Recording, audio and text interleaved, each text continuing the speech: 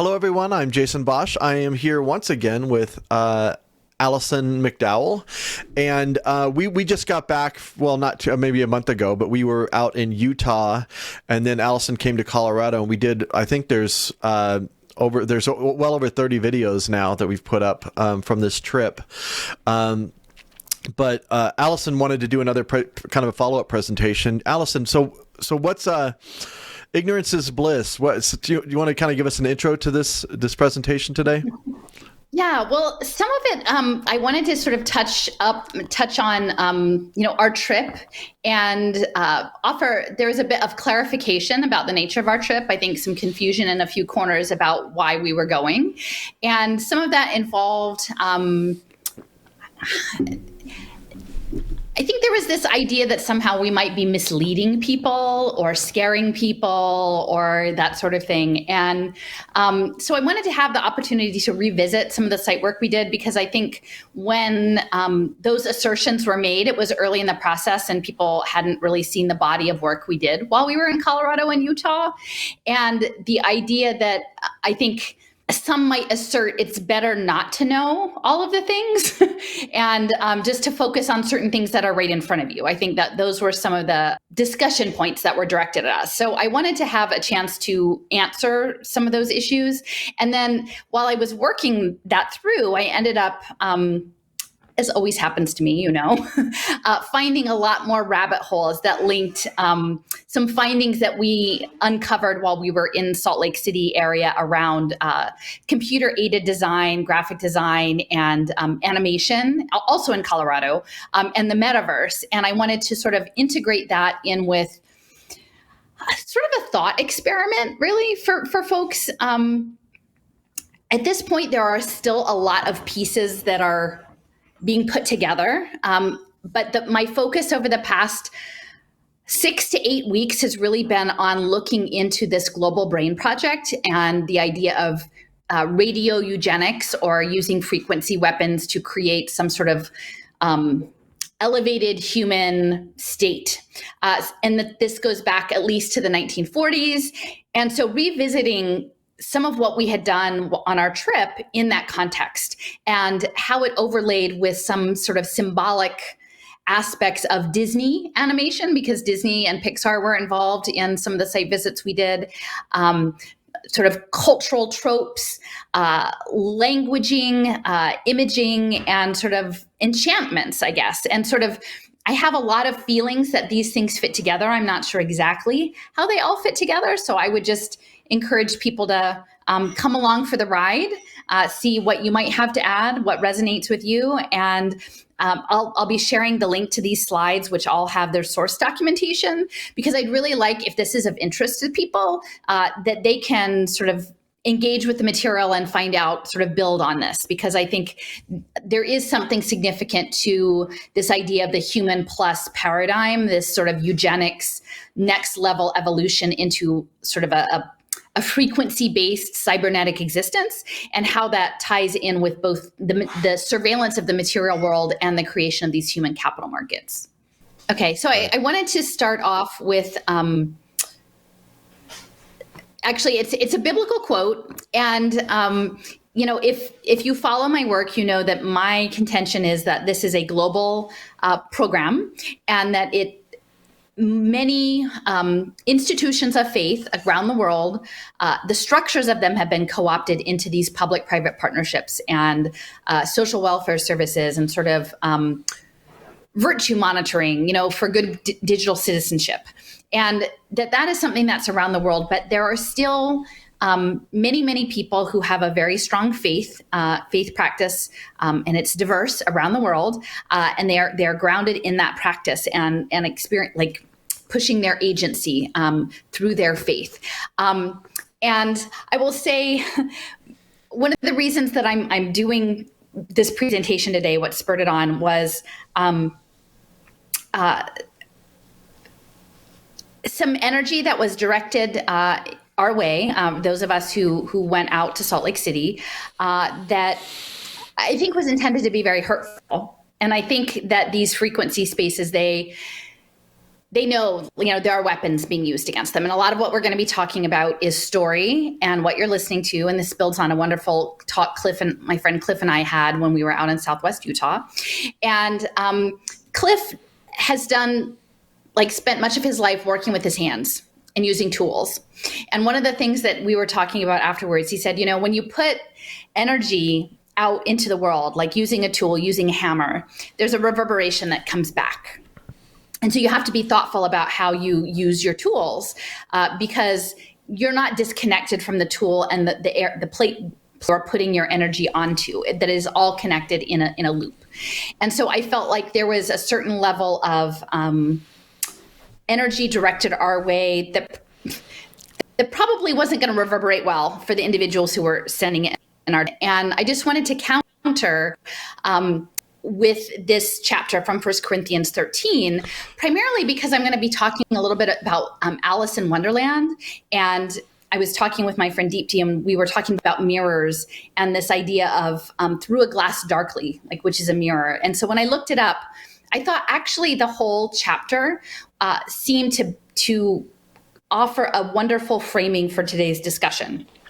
Because I'm not coming into this information, again, much of what I share is pretty heavy, from a place of nihilism. I actually feel very much that if we can get a handle on what's happening in the world and where the hurts are and where the inflammation is, that even small numbers of people who are clear thinking people, as John Trudell has said, that we can make a difference and we can put our energy into the field, and that we can intervene and redirect some of these things. Now, can we stop all of them? I'm not making any promises, but that's the story that I'm living in. And so I think to be able to put out care and love and charity is important. And so hopefully putting out that sort of energy, it will be reciprocal, and we will have that reciprocated back onto us. So some of the passages that I've seen, they substitute love for the word charity, and that charity is essentially like the highest level of love for the entire earth, all of life on earth, is that is charity, is embedded in a loving space. And the next read aloud I'm going to be doing is going to be related to, I think I'm going to do Wrinkle in Time, because I do feel like love wins. So I want to sort of channel some of that energy. But then also, if you think of charity in the normal sense, what is happening to faith-based institutions is that they are being put into structures that will co-opt the intention towards charity to one's other human beings, people who are suffering, people who don't have access to resources, people who are dispossessed, and turning those into global markets. And I would say, for the most part, people of faith and charity wouldn't put another person on blockchain so that someone can make money off of their pain or their self-improvement. That actually doesn't qualify as charity.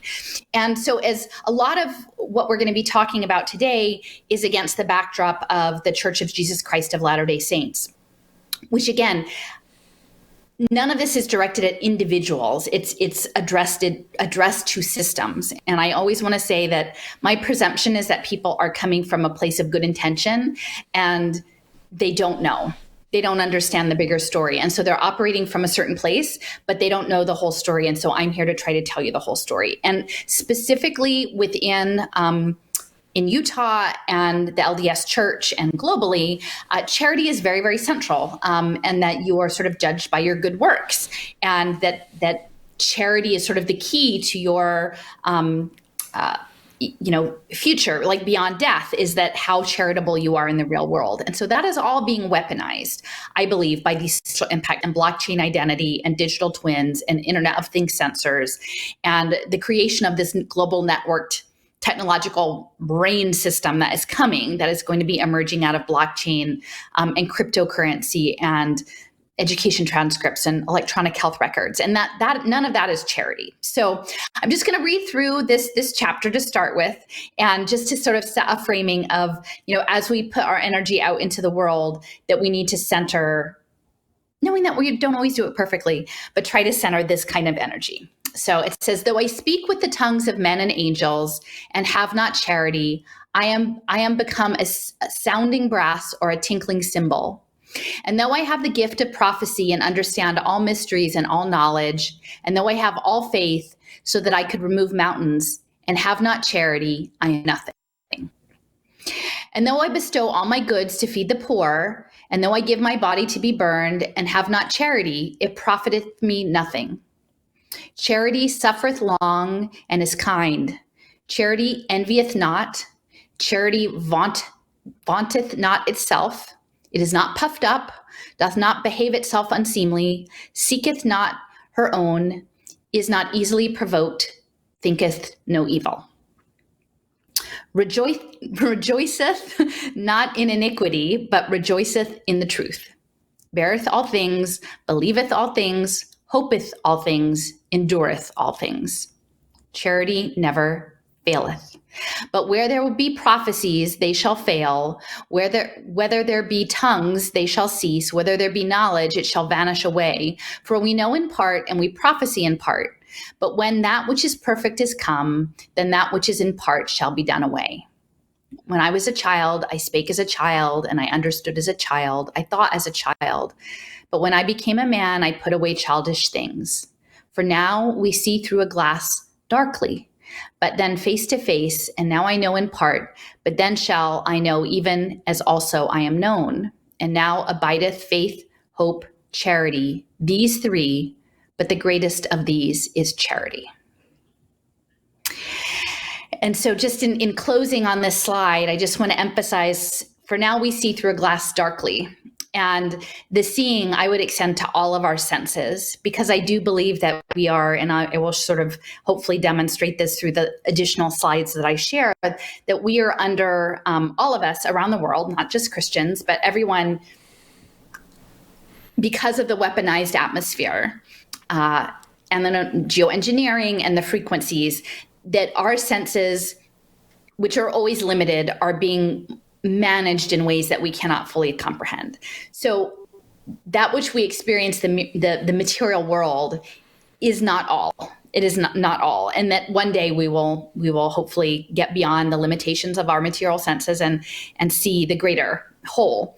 But for now, we see through the glass darkly. And so anyway, hopefully that makes sense as a starting off frame, that charity, but authentic charity, not blockchain charity. Well, it's interesting, the charity thing, because I have a different relationship with charity in that, and maybe we're using different definitions of the word, because I've been seeing charity as a tool for manipulation and a tool for control, and to, the need for charity itself implies that there's a disparity to begin with, and a lot of times that charity comes with a reinforcement of the disparity. I don't know if that relates to any of this. I did want to emphasize that charity, when I looked it up, because some of the frames say love. Okay. So you could, for every time it says charity, you can substitute love. And so that when I looked it up, it said that the charity is like the supreme level of love for all of life on earth. So It's an embodiment of love as opposed to like giving things. Yeah. I can align with that, because I've had a pretty negative attitude about charity, and at least in the definition that I have in my own head. I was sort of, again, I'm not an expert in this, but when I was looking up, because I saw it both ways, and it seemed I saw charity more, but they said, okay, well, charity, if you define it as like the highest level of love, not just like self-love or family love, but the love for life itself, or for everything, then that's sort of the aspiration. Yeah, I can align with that. So we'll see as I sort of go along, but a lot of this is situated in Alice in Wonderland land, because I feel like within the past 2 years, a lot of us have felt pitched into a world that we don't quite understand what happened, right? Or we're trying to figure out what happened. We're in a world that the rules are all different, and it's confusing, and we're not sure how to go, and things are mixed up time-wise. Things are unexpected. And so this is a clip from Thomas S. Monson, who is the former leader of the Church of Jesus Christ of Latter-day Saints before the current prophet. And it was a short clip that he shared online, because I was just curious if there was a clip with Alice in Wonderland and the church. And so in it, essentially his framing is that sort of we all have choices. We have choices and we have agency. And there are these two paths that diverge and they go in different directions.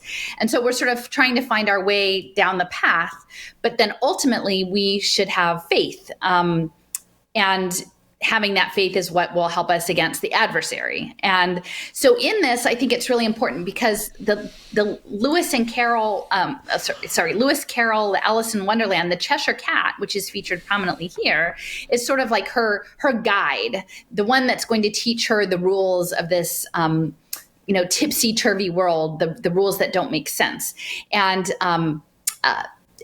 Lewis Carroll was actually that was his pen name, but the actual person was a mathematician and a logician. So they talk about the disappearing Cheshire Cat being connected to sort of abstract mathematics, and that there's a lot of mathematics woven into the story.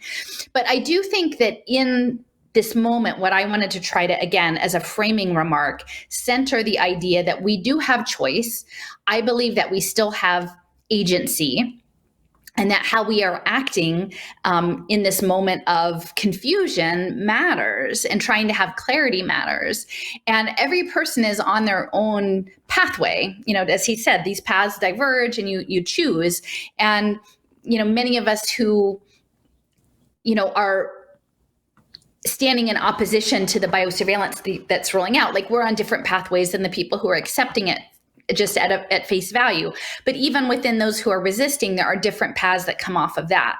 And so at this point, I think I would consider myself, for whatever reason, in probably a very small side path of this, but I'm following my own journey and I'm following my own instincts, because I know that what's happening here is weaponized narrative and information warfare. And so I'm doing my best to listen to my own internal guidance and follow the route that makes sense to me from a value standpoint and aligns with my worldview. And we don't all share the same worldview, so that's understandable. So I just want to make clear that those of us who went to this conference, we were all going of our own volition because we feel like it's on the path that we're on. And we don't expect everyone to follow our path. In fact, we're pretty sure most people won't be on the same path. We're not here to lead anyone at this point. The information, the material that I put out, and I'm very, very grateful to Jason for providing so much support in documenting this work, is to, as we gather the pieces of this puzzle together, to make them available freely to other people so that you can use them in a way that makes sense to you. I mean, we just ask that you don't use them to hurt people, but we're trying to document our journey. And so it's as if, rather than that we are leading you somewhere, it's more that, if you want to look over our shoulder as we're on the way and then maybe help us along, build up the pieces and put the puzzle together, that's great. But we're doing this with no expectation, expectation of having this be our business or to be building a following or anything. At this point, we're doing it because we feel that this is our quest to do it, but not for any necessarily immediate reward. Clearly, we're really just very small fish in a very big ocean. But we find it satisfying, I think, to do this work because we're doing it for our own internal satisfaction. So I don't know, Jason, do you have any? I don't know if I'm finding satisfaction in this, but oh, come on. I mean, it's interesting. It's certainly interesting to learn out about all this. But I mean, for me personally, it feels weighty. It feels very weighty. But I guess I'm driven by I just feel like that this needs to happen. Like this needs to be talked about, and so I guess. I definitely have the intellectual curiosity thing going for me. But at the same time, I'll be satisfied if more people start to talk about it. I mean, honestly, that's where I would find the satisfaction, is if I started to see these conversations spread out, to more people. So that's my take on it. Yeah. Well, I can appreciate that. I think I've sort of changed what my expectations. And because I think if you have certain expectations that seem insurmountable, then it just gets frustrating. So I've reframed my expectations. Maybe you're somewhere in between. I don't actually have any expectations. I don't Okay. I have no expectations. I've divorced myself from the outcome. Okay, cool. All right. Well, so we already touched a little bit on Alice through the looking glass, and the image on the cover there with her in this mantle. There's actually a mantle that's eerily similar to that in my living room, about 3 feet from where I'm sitting. I live in an 1880s row house, and we have a black slate mantle with this big pier mirror. So it's quite interesting, and you see the clock next to her, and so. I think a lot of what's happening now is we've talked about the creation of these digital twins, right? And the use of the blockchain identity system to enhance the interoperability and availability of the data to make the twins more and more granular, both through our transactions with the built environment and our financial transactions and our social transactions through track and trace. And actually, ironically, in sort of past exchanges with the individuals who seem to have some really negative energy directed our way.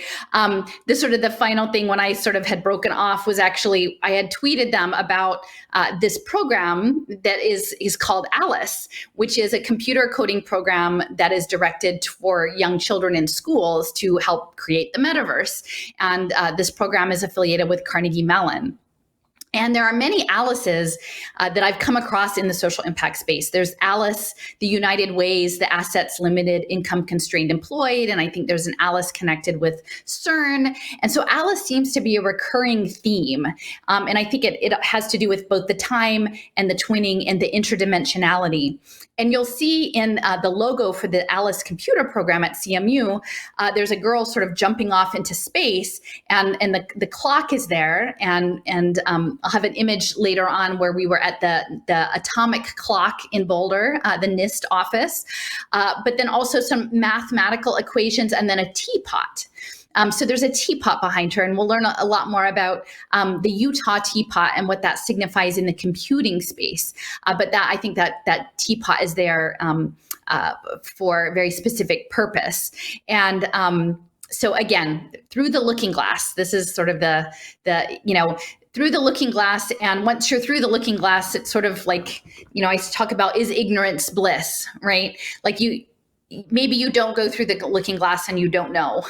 And then maybe for some people that's better. And I'm not saying all of our minds and all of our outlooks are different, right? And so I find it more comforting to have detailed information, because I feel like once I have that, then I know what to make of it and I know how to proceed. Surely there are other people who are very close to me who find that overwhelming and they would prefer not to know the information. And so, I'm not telling you to look at this information if it makes you uncomfortable. But if you want to come through the looking glass and take a bite of the apple, I guess, keep on going with us today. Okay, so the one other thing I wanted to say about Alice and Carnegie Mellon is that, so Carnegie Mellon was actually connected to the Carnegie Institute and I think the Mellon Research Institute in 1967. There were two different schools that united. And my sense is, and I would love if people can find out more information, but I feel like in some ways, this global brain project and the energetics of sort of transforming us into sort of interdimensional energetic beings in computer code may actually go all the way back to the Carnegie era. And so in that way, Carnegie Mellon is central to this. That Andrew Carnegie of US Steel, he was actually Swedenborgian, and I've talked about this on a couple of other podcasts, but he and I think his name was Joseph Pitcairn, who was the patriarch of the Pitcairn family, were both Swedenborgian. They were both Scottish, and they attended church together. They both became, fabulously wealthy. And the Pitcairn family, their industry was plate glass. And so the glass and the mirrors, and this is also used on a lot of, the skyscrapers, right? These mirrored glass, more like in the 80s and 90s, those mirrored glass skyscrapers. But the Swedenborgians connect to Emanuel Swedenborg, who was an 18th century Swedish sort of philosopher, scientist, who imagine that he was actually traveling in interdimensional realms, and then created a church called the Church of the New Jerusalem. And the Pitcairn family brought all of his papers and letters to a suburb outside of Philadelphia called Bryn Athyn, and they built a cathedral, and they have these big estates.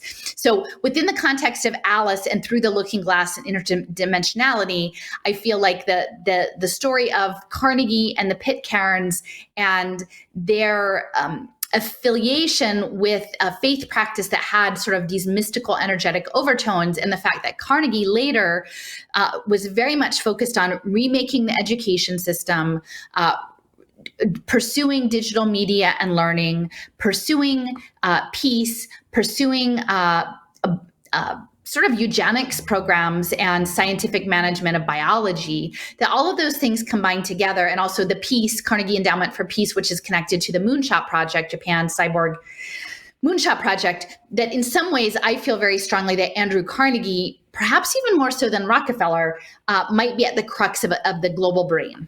Oh, I remember this. Yeah, so this was our trip up Little Cottonwood Canyon to Alta Ski Resort. So this was sort of one of our. This was on the first day of spring, and we were. As you can obviously see. Yeah, exactly. It ended up being well. The road, it would have been fine had the road been plowed, but there was no plowing going on, no salting going on, and we were stuck in a little tourist sedan rental car, and it was not properly equipped for the grade that we were on. But we made it, if not all the way to the top of Alta, at least within sight of something that said Alta Lodge. And the reason that we went there, and again. Some of the little interventions that I do, part of it is sort of a tour guide to dystopia, but then the other part is sort of like rebalancing these energies by telling the story of the places and then leaving a positive intention on the space. So the Alta Ski Resort was actually the site of two different significant gatherings. In 1967, it's where they planned out the ARPANET that became the internet. And then also the Human Genome Project. And so later on, I'm going to be talking about the use of computer-aided design that is being applied now to both synthetic biology, so molecular engineering of life into synthetic forms, and then also pixels, which are like the digital equivalent of molecules, and their use in animation. And so this concept that goes across the board of creation, being a content creator, using the most basic building blocks of the world, both pixels and molecules, to create new products, I guess, for sort of empire, this digital empire that's being built around us, and then the impact that has on life on the planet as we are sort of pushed and shoved into this metaverse age. So this Alta was sort of a very central, pivotal moment in our trip. And actually, it was quite wonderful because we went down the hill and then we realized we ended up getting lunch at a Persian restaurant, and is it Navruz? Like their big. Anyway, the spring ceremony. So it was, and if you haven't actually watched the video, we won't watch it now, but it's linked to on the slide. I would encourage folks to go back and see how we navigated the snow. Jason was helping out with some white knuckle driving to get up there, but we did it. Yeah. Do you have anything to add? We made it. Oh yeah, no, I was just 5 minutes before I was you're making jokes about Lynn Davenport was following us in an actual SUV with 4-wheel drive, and she got scared and turned around. I'm like, this is nothing. This is fine. She's got a 4-wheel drive. I don't know if she's turning around. 10 minutes later, I'm like, I don't know about this. So we made it though. This is a bad idea, but we can't stop. Yeah, for sure. But we made it. So, and this is just an image from, actually, this is my Texas map that I made, my giant Kumu Texas map that I haven't gotten around to sort of writing it all up. But if you click on the source link, you can actually access this map and see where the Alta Summit, Alta Ski Resort fits into the overall Texas program. This is sort of situated near Moon Project, and incidentally connected through UT Austin's connection to Sony AI in Japan. But again, the Human Genome Project happened in 1984, and within the context of the Radio Eugenics Project, it's important to know that it happened under the context of this Radiation Effects Research Foundation. And this was an organization that had been set up after we dropped the atomic bombs on Hiroshima and Nagasaki to follow up on genetic mutations that resulted from that in the survivors and their children. And this was through the Atomic Bomb Casualty Commission. So it's very interesting that even as of 1984, there was still quite a bit of scientific research around the impacts, but I think my feeling is increasingly that bombing did not need to take place for strategic purposes for World War II, and that it was both it had other aspects. One, to remake Japan to be what the West needed it to be in sort of the post-war age, the high-tech economy, to catalyze the threat of the Cold War and keep everyone in their place during sort of the Cold War mania, and then to pursue this scientific investigation about what the long-term impacts of radiation were, because they actually did want to change the nature of humanity through tactical use of radiation, and this was the opportunity that they could use to do that.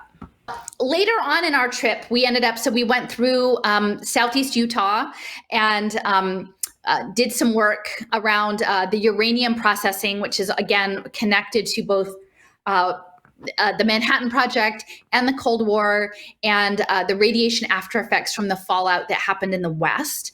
And then we went on to Colorado, where I gave a presentation in Denver, and we did some site work around Boulder. And one of the places that we went actually was the NVIDIA office in Boulder. And when we were going there, we did that, and we visited the atomic clock, which was run by NIST. And the atomic clock in Boulder it operates on microwave frequency connected to a cesium molecule. And cesium is a company that is working on simulation processes, and they're actually they have a podcast called The Open Metaverse, and one of their guests was a gentleman who is connected with NVIDIA. And during the course of the podcast, and this is something that Jason was a little bit more familiar with, they were talking about the software that they were using. And this is I think open scene descriptor. So if you imagine the metaverse, that they need software that they can start to standardize it. And they need for the metaverse to be open source because it wouldn't get built otherwise. They need it to be coordinated so that everyone can do their part to build out the metaverse. Only access to it will probably be conditional and by payment or subscription or behavioral script. And then one of the other pieces of software they mentioned was something called Maya. And Maya came about through Autodesk, and it was converging several different computer animation programs that I think were happening in the 90s as Hollywood and video game graphic design became more and more sophisticated. And so Pixar became involved too. So Pixar sort of had its involvement and uses Maya quite a bit with Autodesk. And it occurred to me later that Maya, as a concept, and someone had shared this with me, both Raul and Deepti, that in Sanskrit, it actually means the grand illusion. And so I felt like understanding how they program animation, right, to animate life, to bring something alive, using a digital interface to create something that seemingly replicates 3 dimensions, is very much about using this computer-aided design to manifest a new reality. So this is the digital reality of creating animated life through entertainment. It's universal scene description is the Oh, okay. Universal scene description. Yeah, that's the Pixar's. Sorry, I misspoke. So then if you equate the idea of Maya and using animation and, again, in coordination with the universal scene description to create this standardized metaverse, you've also got different kinds of computer-assisted design software systems that are being used in bioinformatics. And this is... it seemed like a pretty accessible reference to talk about synthetic biology, but the idea of expanding biotechnology as a field that creates new biological parts, devices, and systems, or redesigns existing ones so they produce a substance or gain a new ability. And so that is being also done through the computing system, through a digital interface, only now if it's in molecules. Instead of managing pixels, you're managing molecules. And so I think it's really important that we see how those two interact. And if you can imagine it like in the looking glass, right? Perhaps on the one side, you have your material reality self that is being engineered through synthetic biology redesigns, things in your environment, things that are connected to medical interventions, food interventions that are making you more in sync with your digital twin, which is if you go through the glass darkly, on the other side is the animated version of you, the granular blockchain digital twin of you that exists. So these are sort of, in my mind, the way I've been thinking about it lately, the two sides of the mirror, and they're both being engineered to be more and more seamless and to work more and more in a complementary fashion. Okay, and I would encourage people. I've said it often, but Nippon Telegraph and Telephone is a key partner in the Japan Science and Technology Agency's Moonshot project, and they have quite a robust selection of white papers about these digital twins. So I think in this screenshot that I have, which again is linked to in the source material, and there's some white papers on digital twinning, you can see the material individual standing, and then you can see sort of in this cylinder, sort of the specimen digital twin of him in a pixelated version. And so if you imagine that the material version of him, of this gentleman, is going to be subject to greater and greater molecular synthetic biological intervention to make it more and more in sync with the pixelated version of himself. That's sort of where I'm seeing the two different sides of the twins across the looking glass. The other thing that I wanted to add into the conversation, as I mentioned, we went to Southeast Utah. Radiological exposure seems to be central, radiation and frequency in combination with nanoparticulates, nanomachines, in the idea of creating these twins. And when I was working in the education space, there was quite a bit of activity in the city of Rochester, New York. And that was the site of the National Center on Education and the Economy. It came out of the Carnegie Foundation, and it was Mark Tucker for years and years led that. And so it was the idea of creating an engineered educational system aligned with the workforce. And for the most part, the conservatives were the ones who had their eyes on that, which was really good, only they were imagining that it was about a communist plot, even though generally all of the programs, or socialists maybe, were aligned to industry and the U.S. Chamber of Commerce. And so that's where I was for quite a while. I kept saying, but IBM and these other big companies aren't communist, they're capitalist, which I think is still the case. But ultimately, the end game isn't about simply managing capital management of human resources, although that is a part. It is about getting enough data to create the twins and catalyze this global brain to sort of take over the existing noosphere of our natural energetic connectivity of consciousness, and to sort of overlay this digital neural prosthetic, I guess, this engineered entity, which is the internet of bio-nano things, which is what is coming. And so within that space, the radiation and the copies are really important. So Rochester was also the home to both Kodak, and Kodak, was part of all sorts of different kinds of photography, especially in the Cold War, but also had holographic film, and I've talked a bit about I've recently read Michael Talbot's book about the holographic universe, which I found really fascinating. And then the other thing is Xerox was centered in Rochester as well. And Xerox's copies, right? Both photocopies, photography copies, photocopies, and the Xerox copiers are based in mirrors. That's how they work. It's light and mirrors. And so, you've got the mirror element again. And Xerox itself, actually, they had the technology for quite some time, like in the 19 teens and 20s, but they couldn't get enough capital to bring it to scale to really refine their product. And when they finally were successful, the money that helped them get their big break came from Battelle. And the Battelle Memorial Institute is in Columbus, Ohio. And Battelle, as an entity, was the coordinator for the processing of the uranium into plutonium for the Manhattan Project. And then since then, actually has been very active, and I'll show a slide later, in recently part of this Partnership for 21st Century Skills program. So you've got the radiological, and you've got the twinning, and you've got the holography. And then I would say also, I'll have to double check, but I think there's the place where Joseph Smith had his revelation is not far outside of Rochester when I looked it up. So there's an LDS connection there as well in upstate New York. So all of these things, I don't know exactly how they all fit together, if they do, but they're all in geographic proximity. And I think thematically related to what we're seeing now in the emergence of the digital twin environment.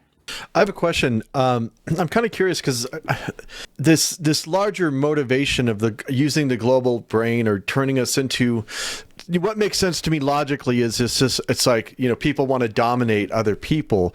But I mean, we're talking about it sounds like almost like you're saying that there's something beyond just a certain group of people trying to dominate other people. Is that right?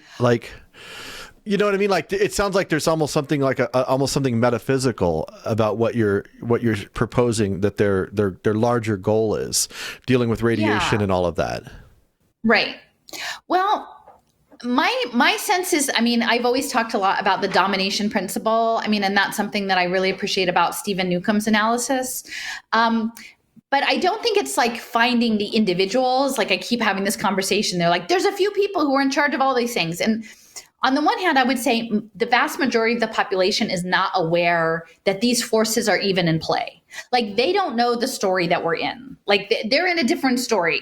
They don't know that this story is even an option, right? And so the things that are advancing are happening because of culture and civilization and social conditioning, that you just get up and you do the thing that you're expected to do because all of the individual parts don't seem like a problem. For the most part, the individual parts themselves, when they're disconnected, are not actively causing huge amounts of harm. Some are, but for the most part, as you were talking about, the professionals, you just go ahead and you do your thing, right? That you don't see oh, by the way, the Xerox copier and the academic blockchain badges and the digital twins and ultimately, living as a holographic avatar are all connected. People are never supposed to see how all the things connect. I guess I would say it's a social condition that there are parameters of domination, greed. I would say eugenics is a huge piece of this. And I'm going to get into this more. I have a follow-up with the What's Left folks coming up this week, that there is a eugenic imperative with the sense that we are going to become more, and I would say even within the LDS church, part of that is that you become more, you become, you continually, I won't say eugenics. I don't set that aside. I'm not meaning to make it, but the sense that there is a level of improvement that comes beyond what we currently are. And that a lot of the systems that I'm seeing come into play through Rockefeller, through Carnegie, were happening in the late 19th and early 20th century as and I'm still not sure that they actually understand all of how the body works, but as they thought that they were understanding it better and to have more scientific management, that they were scientifically managing crops and animals and why not people? And we would create sort of a superior society that clearly ended up, with the rise of, the Nazi party and where that all went.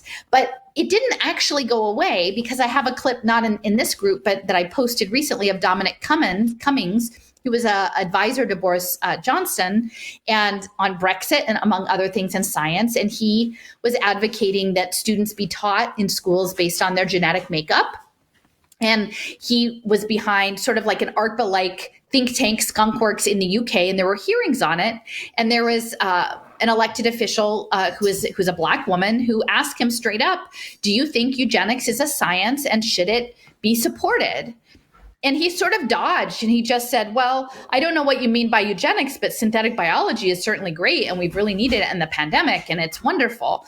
So there's a confusion as to what eugenics is. And then it even gets muddied further, and it kind of relates later to what we're going to be talking about with, Disney and Pixar, is the whole superhero, right? We're meant to sort of oh, maybe you'll get bit by a radioactive spider and get special powers, maybe. And so it all gets meshed up in these advances we imagine we're making in manipulating life as matter and molecules into something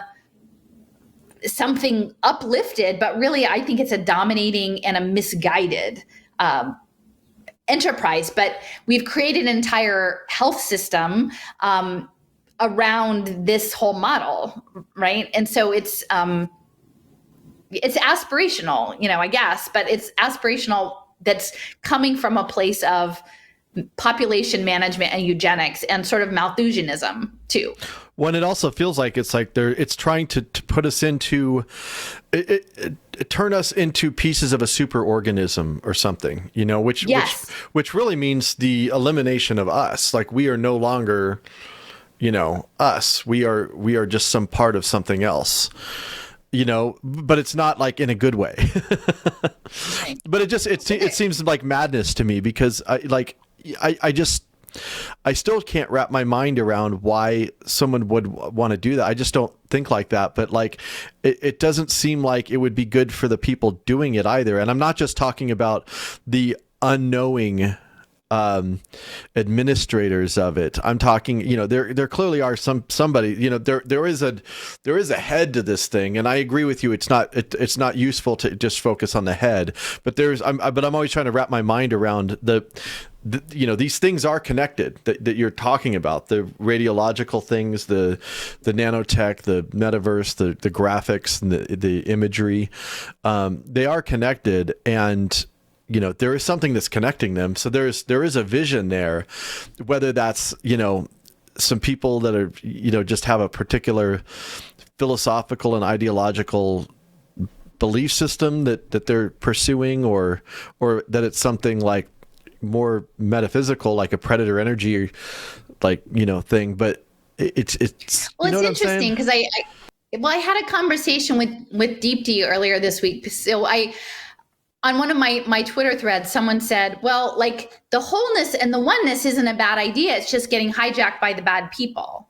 And, and a lot of this is actually, so there's the late 19th, early 20th century interest in super normal, like parapsychology, interdimensionality, spiritualism, which actually, like the LDS church sort of is emergent out of that. It's earlier in the 19th century, but there was the whole Second Awakening, right? Like of a religious, mystical, not just their church, but quite a few across New England and especially in upstate New York. Seventh-day Adventist was another one that's connected through the Kellogg Foundation.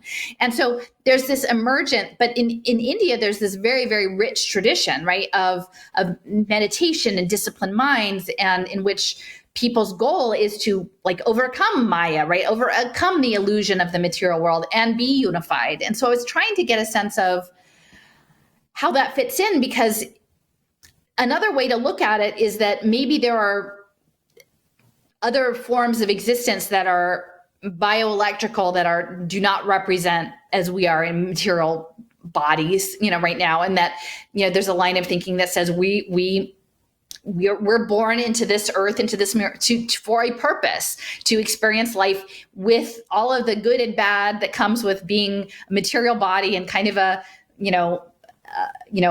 joyous and beautiful, but also messed up and sort of broken world. And that there are learning experiences to be had. And so I was asking her, is the standard that everyone, who are is the worldview that you're supposed to attain this oneness, and that's the standard goal, or is it something else? And she was saying, and I hope I don't get this wrong, but that the oneness was a little bit more like a Shiva energy, and not destroyer, but the transmuting into something else, but that and I'm going to miss the name of the goddess, but it's like the feminine energy is the material world, like the earth and nature. And so that really in the material world, channeling the feminine side of things is holding space to nurture the material world here on earth. And there's there's not one that's right and one that's wrong, but there's different groups that sort of ally with different things. And so for me, there may be many people, because clearly the meditative practice is huge, right? And again, Western practice has co-opted and in many ways probably taken things off track from their original, their true origins, but that there might be people who do just aspire to be beyond the material. And then maybe there are some of us who aren't. But it should be informed consent. And my big thing that I'm running around saying, there's no informed consent here. People don't know what story they're in, and they're not, the choices, like the Alice in Wonderland paths they're taking, they don't know actually where the road goes. And you should let them know before they pick so that they actually have an informed decision about it. Well, my argument is you're not actually the majority of people that go into this new thing, whether or not they can actually do what they want to do or not, cease to exist. Essentially, it's only a handful of people that are going to, if that were the case, that they could actually do that. Like, there's a handful of people that would get to have any agency or have any like real life in that system. Like, we're just basically submitting ourselves into this thing that eliminates us, and whether or not, these other people get to, we're just cells in the body of their. Well, that's what they say, how they talk about it. Yeah, neuroblasts. We're just the intermediary, we're the, what do they say? Like on the Petri dishes, like the gelatin that sits there and like lets the bacteria grow on it, like guar or something like that. Like we're just that, the jelly. And the thing is, like, I do feel like yesterday I was looking into a paper on stigmergy, which is a very unusual term around this global consciousness and the idea of stigmergy is sort of like swarm intelligence, and that the idea that your actions in an environmental setting leave traces even after you maybe aren't physically present, that signal to other life forms after you how to engage with the environment, like an ant trail. And they also talked about termite mounds, like when there's damage to a termite mound, there's disorganized behavior, and then it gradually becomes more and more organized because they drop piles of dirt and then the piles grow and then they rebuild.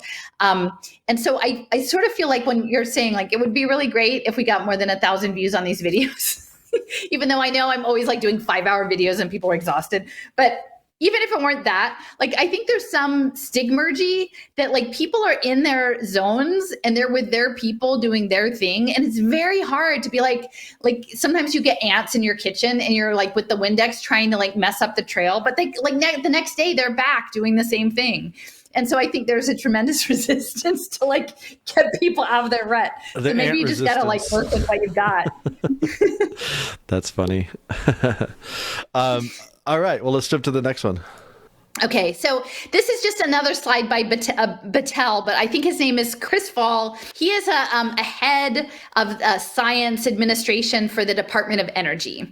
And so this was a video, and I would encourage you guys to watch it, but it's at the launch of the Japan Moonshot Project in December of 2019. So the timing, right? And in this, the first 20 seconds, he's actually telling the group, the assembled audience, that he's not really here. He's just a sophisticated hologram. Okay.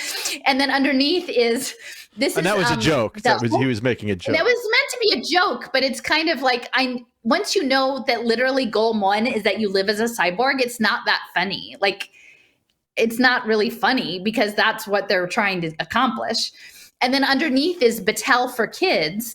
And again, Battelle being the uranium processing, into plutonium for the Manhattan Project. But then later, they ended up running 8 Department of Energy labs, including like big ones like Lawrence Livermore and Oak Ridge. And, Chris Fall is with the Department of Energy. So literally the people, he's showing up at we're going to turn you into a cyborg by 2050. You're okay with that? And then the entity that is in charge of creating 21st century skills for human capital, which will again create value for the impact investors, but meanwhile guide children to accepting their life of hive mind consciousness or becoming the cyborg. They're literally being put, like this public-private partnership, in charge of millions of children's educations. And they have something called, it's a competency-based education model, portrait of a graduate. And I keep thinking portrait of a graduate, it's like x-ray of a graduate. It's like, some sort of like nano level x-ray of like every aspect of the inner and outer you of a graduate. And that's what they want, is your digital twin. That's the portrait that they're after. And, again, a lot of this is really based in Ohio. Knowledge Works and Strive Together are there. Battelle is in Columbus. And then the World Institute project that sort of birthed through Julia Stolman and Fritz Kunst, this Foundation for Integrated Education, where their goal was the global brain. That was out of the Western Reserve University, Case Western, which was in Cleveland. And of course, Cleveland is where Rockefeller grew up and where Standard Oil was incorporated. So there's just a whole heck of a lot going on in Ohio for, I thought Pennsylvania is a pretty boring state. Like, I think Ohio is a pretty boring state. Like, we don't really think about these sort of mid-sized states as holding a lot of this program, but it really does. And Battelle is really central to it. So part of the, when we're talking about animation, what story are you in? And, Cliff and I had this really nice conversation out in Utah about story, right? And what view do you have? Like, what view do you have? And that you can, with thoughtfulness, change your view. Like, you can't change everything about your material reality, but sometimes you can change how you reflect on it, right? And so they know this. And they literally, there's been a lot of discussion about this, about consensus reality and using digital media and social media to create consensus reality. And so I've written a number of years ago, way before the pandemic, about social impact media and the way in which they were going to not only use media for propaganda purposes, but actually track the impact and use that for impact markets as well. And then these markets were going to be really sophisticated because of all of the ways in which we interact with smart devices and the way in which these devices can also start to sense our emotions. Smart televisions, laptops, phones, you're consuming media and then it's watching how you watch it, right? And then it's feeding you the next thing based on what your reaction was to the last thing. And so they're building your reality. They're editing and curating your reality for you. And increasingly that's going to actually be through augmented and virtual reality. So the Skoll Foundation, I believe this is 2019, they have like 120 page paper called The State of Social Impact Entertainment. And it's about television, it's about documentary film, it's about mainstream film, it's about virtual reality. And they straight up say, like, how do stories change your brain? That we can change your brain with an effective story. And they're going to use it for impact markets, but they're also going to use it to teach the global brain how to be human and to build your twin from a social, emotional, behavioral standpoint. And that's the way in which we interact with media is going to be really central to that. And a lot of it the impact will be tied to the Sustainable Development Goals. So they will be steering you. And I mean, Jason, I would be interested in sort of your take on it, because, there's a whole section on documentary film. And I've written about that, how investors in the film space, and I don't know if it's necessarily people who are providing money for films to be made or money for films to be distributed, but there was a woman who was a Harvard business professor who's now sort of a venture capitalist in the documentary film space. And she says, we're very, very strategic, that we are looking for films that will change legislation to accomplish the things that we want to accomplish. And, a number of those documentary films were around creating markets for social impact finance, like around, say, early childhood education in that case. Yeah. And that was my frustration with showing these films, because I wanted to educate people about different issues. And increasingly they just, finding a good film is actually very difficult, where you feel like, okay, this film is just trying to tell the truth about a situation. And more, I just felt like the films, when I first started Argus Fest in 2001, there was a little bit more purity in the documentary film world. Like, it seemed like there were more films where it was just like someone like me who just had a passion and wanted to make a film about something. But it seemed like, in like the mid 2000s, there seemed to be like a flood of money that came in there was a lot more documentary films being produced, and they were steering you in a direction, and you could see the direction when you came to the end of the film, where they proposed their solutions, and so, yeah, I saw a lot of this. And then Participant Media, which is funded, Participant Films, which is funded by Jeff Skoll's foundation, does a lot of mainstream movies too. I mean, increasingly, it's not going to be just like you go to a movie on the weekend or you dial one up every now. It's going to be, going to be your training. This is going to be your education vehicle. This is going to be everything. Like, literally, they're going to erase our access to the direct, digitally mediated space, and then put us in these digital spaces that they can manage, but then also for the young people to build them up that they will be creators, and so that they will build sort of new markets in capital and reframe the youth media as content creators, that they will all be doing content creation. And even if someone watches like an entertainment film or a Marvel movie, they don't think that there's some sort of propaganda or narrative being pushed in there. And people would, my friends would get mad at me. They're like, can't you just watch a movie without making some commentary? And I'm like, well, what they're trying to actually, they're pushing here. They're actually pushing an idea here that is not one that I agree with, but there's like a meta narrative to the story, Yeah. But people are, it's especially powerful if people Black are watching Panther it. was like that. What's that? Like Black Panther had a lot. Yeah, Black Panther was one of them that I kind of railed on, because I had a lot of friends that were like super excited about it, and they're like, this is like really pushing Black power and all this. I was like, it's about a monarchy, it's about extraction, and the sidekick is a CIA guy, literally a CIA guy. I'm just like, what? But they don't think about, okay, what's the narrative here? And girls in STEM, right? Science, high tech, Yeah, exactly. But it's you can framed, control the tools. It'll be great. It's framed as Black liberation, or some of them be women's empowerment or whatever. But ultimately, it's pushing you into these systems of money and power and digital. I mean, now like the volume of films and TV shows coming out that are promoting robotics and synthetic life and the metaverse and all of that. It's like it's exploding. There's tons of material that's coming out every year now. So yeah. Okay, so part of it is the selling part. And so, DARPA, as we know, is sort of central both to the technology space and now the health technology space.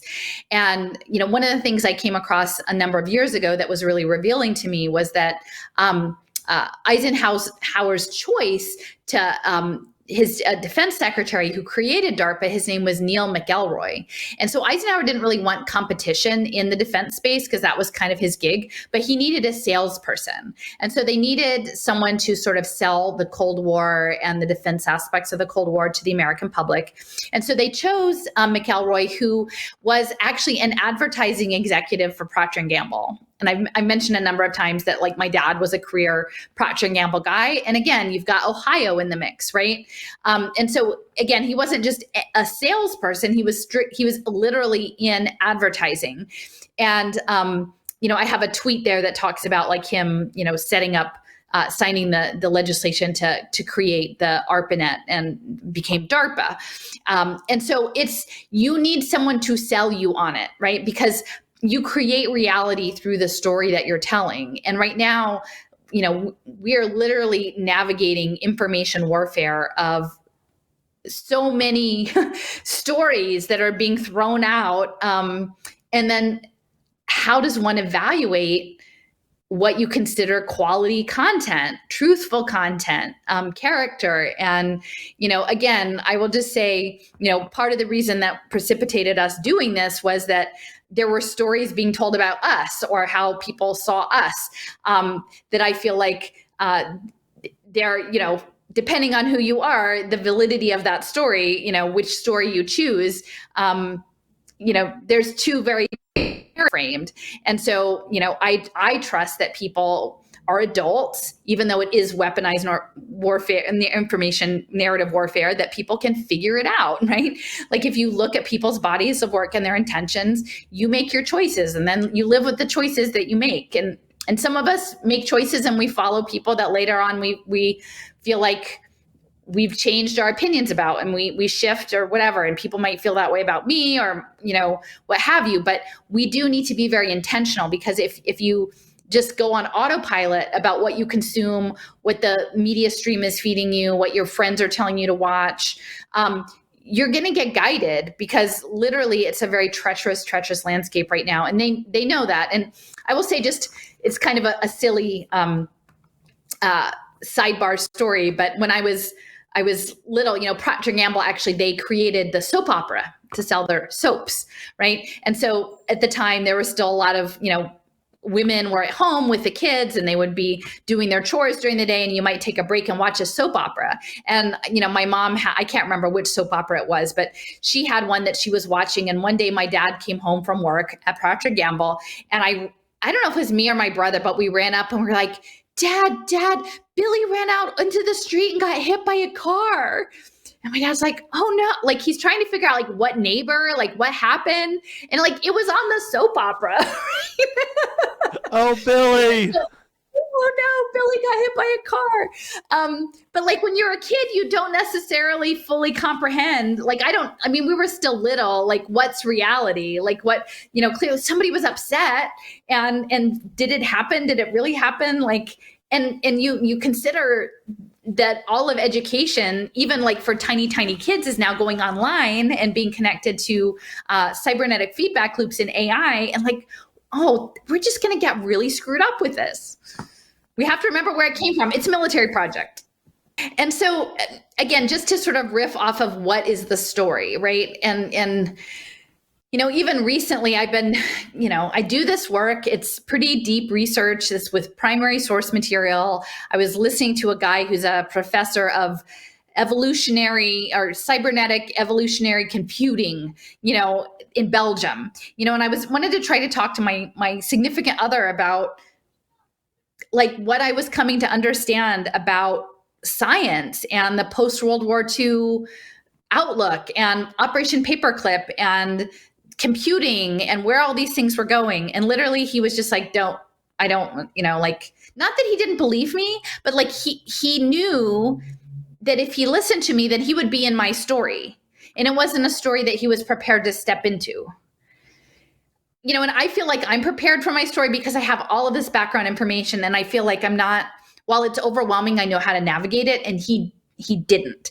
So it's not necessarily fake news, right? Like that these things aren't real, but it's what frame do you use and what story are you living in? So these two images on this page, one is from the Navajo uranium mining that we had in one of our site visits in southeastern Utah, and there was tremendous and devastating negative health impacts in Utah and Colorado and Arizona and New Mexico from these mining projects, both during World War II and during the Cold War, because people were not given proper protection. They were not given properly follow-up monitoring the mine conditions, the working conditions. And I do increasingly believe that was on purpose, that there may have definitely been racial aspects to that they considered Indigenous people disposable, but then also even the white communities, because we were at Monticello. And so like working class, those people were part of the uranium processing, and many people got leukemia and died prematurely of the radiation exposure. And so there's that story. There's that story that unless you are close to it, rarely gets told.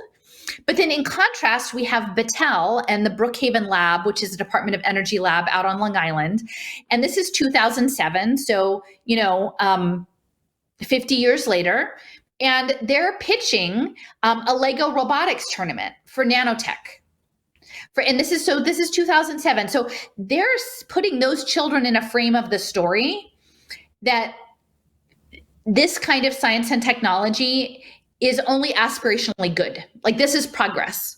This means that we are a sophisticated nation of good people. And if you do these extracurricular programs, you're going to be set for a good career and stability, and it's all going to be fine, right?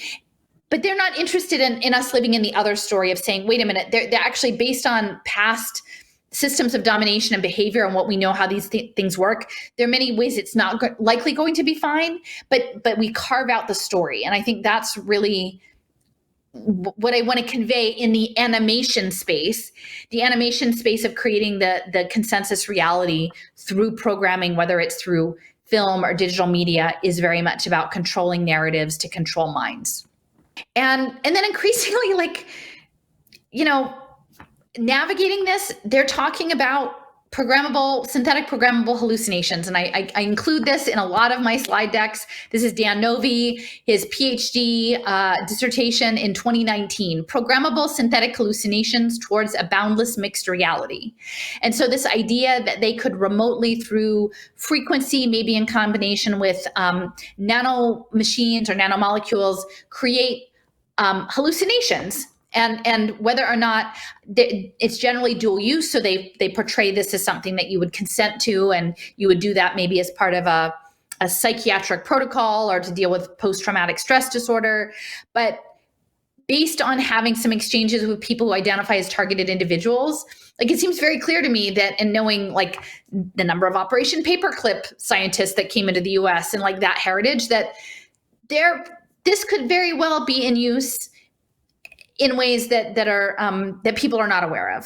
And then we look over at, I have in contrast to like what's happening with Ukraine, and I keep saying we're in the looking glass. We're out, like, what is real anymore? Is it like an actor who's a president on television, who's a president in the real world? Like, what spectacle are we in? What stage are we on? Like, who's running this production? Who's producing this film that we're in? Because it's increasingly getting more and more unhinged, in our collective psyche of what exactly is going on here. Hallucinations, that's just like that's Alice in Wonderland story. It's just the story of Alice in Wonderland never made a whole lot of sense to me. I'm like, this is just bizarre, but like seeing it in all this context, it's starting to have more implications. Right. And so I guess this is an image that I just pulled, but I'm like the royal croquet game. So I will say, we tend to sort of be beating our heads against the wall, even though I say I don't, but like Jason produced this really lovely 3 talks I gave in Tucson last summer in July. And, we actually got a pretty good run with it, but and then it just dies. It just goes to the bottom of the pile. And then whatever the most current, snake venom videos come up, and then people are moved on to the next thing. Right. And so we have this rich body of material, and it's just sitting there. Right. And I'm not like the best promoter of my stuff per se. Like once I throw it out once, like I'm not constantly hitting people over the head with it. And so someone found the Smart Cities social impact game from the Tucson talk and distributed it, actually, I think on like a thread about Bitcoin. And it was great because this is new people who are actually seeing this. But what resonated, I think, was the idea that this was a game, that we are being put in a game. And then in this Alice in Wonderland space, you've got something that you might encounter things that seem like you think you understand what's happening. Like, oh, croquet. I know how to play croquet. It's like you hit a ball through some wickets. Oh no, actually you don't use the little mallets with, flamingos. And now we're not hitting balls, we're hitting hedgehogs. And we're not having like the little wireframes, they're cards. Everything's kind of the same, but kind of different. And I feel like since the last 2 years, that's where we're at. That we think like it kind of seems normal, but then it's not. And then you're navigating with someone like the Queen of Hearts, who is, off with her head, off like randomly, sort of aggressively, all sorts of rules of social etiquette that you don't understand and that change at will. And then there's dramatic consequences.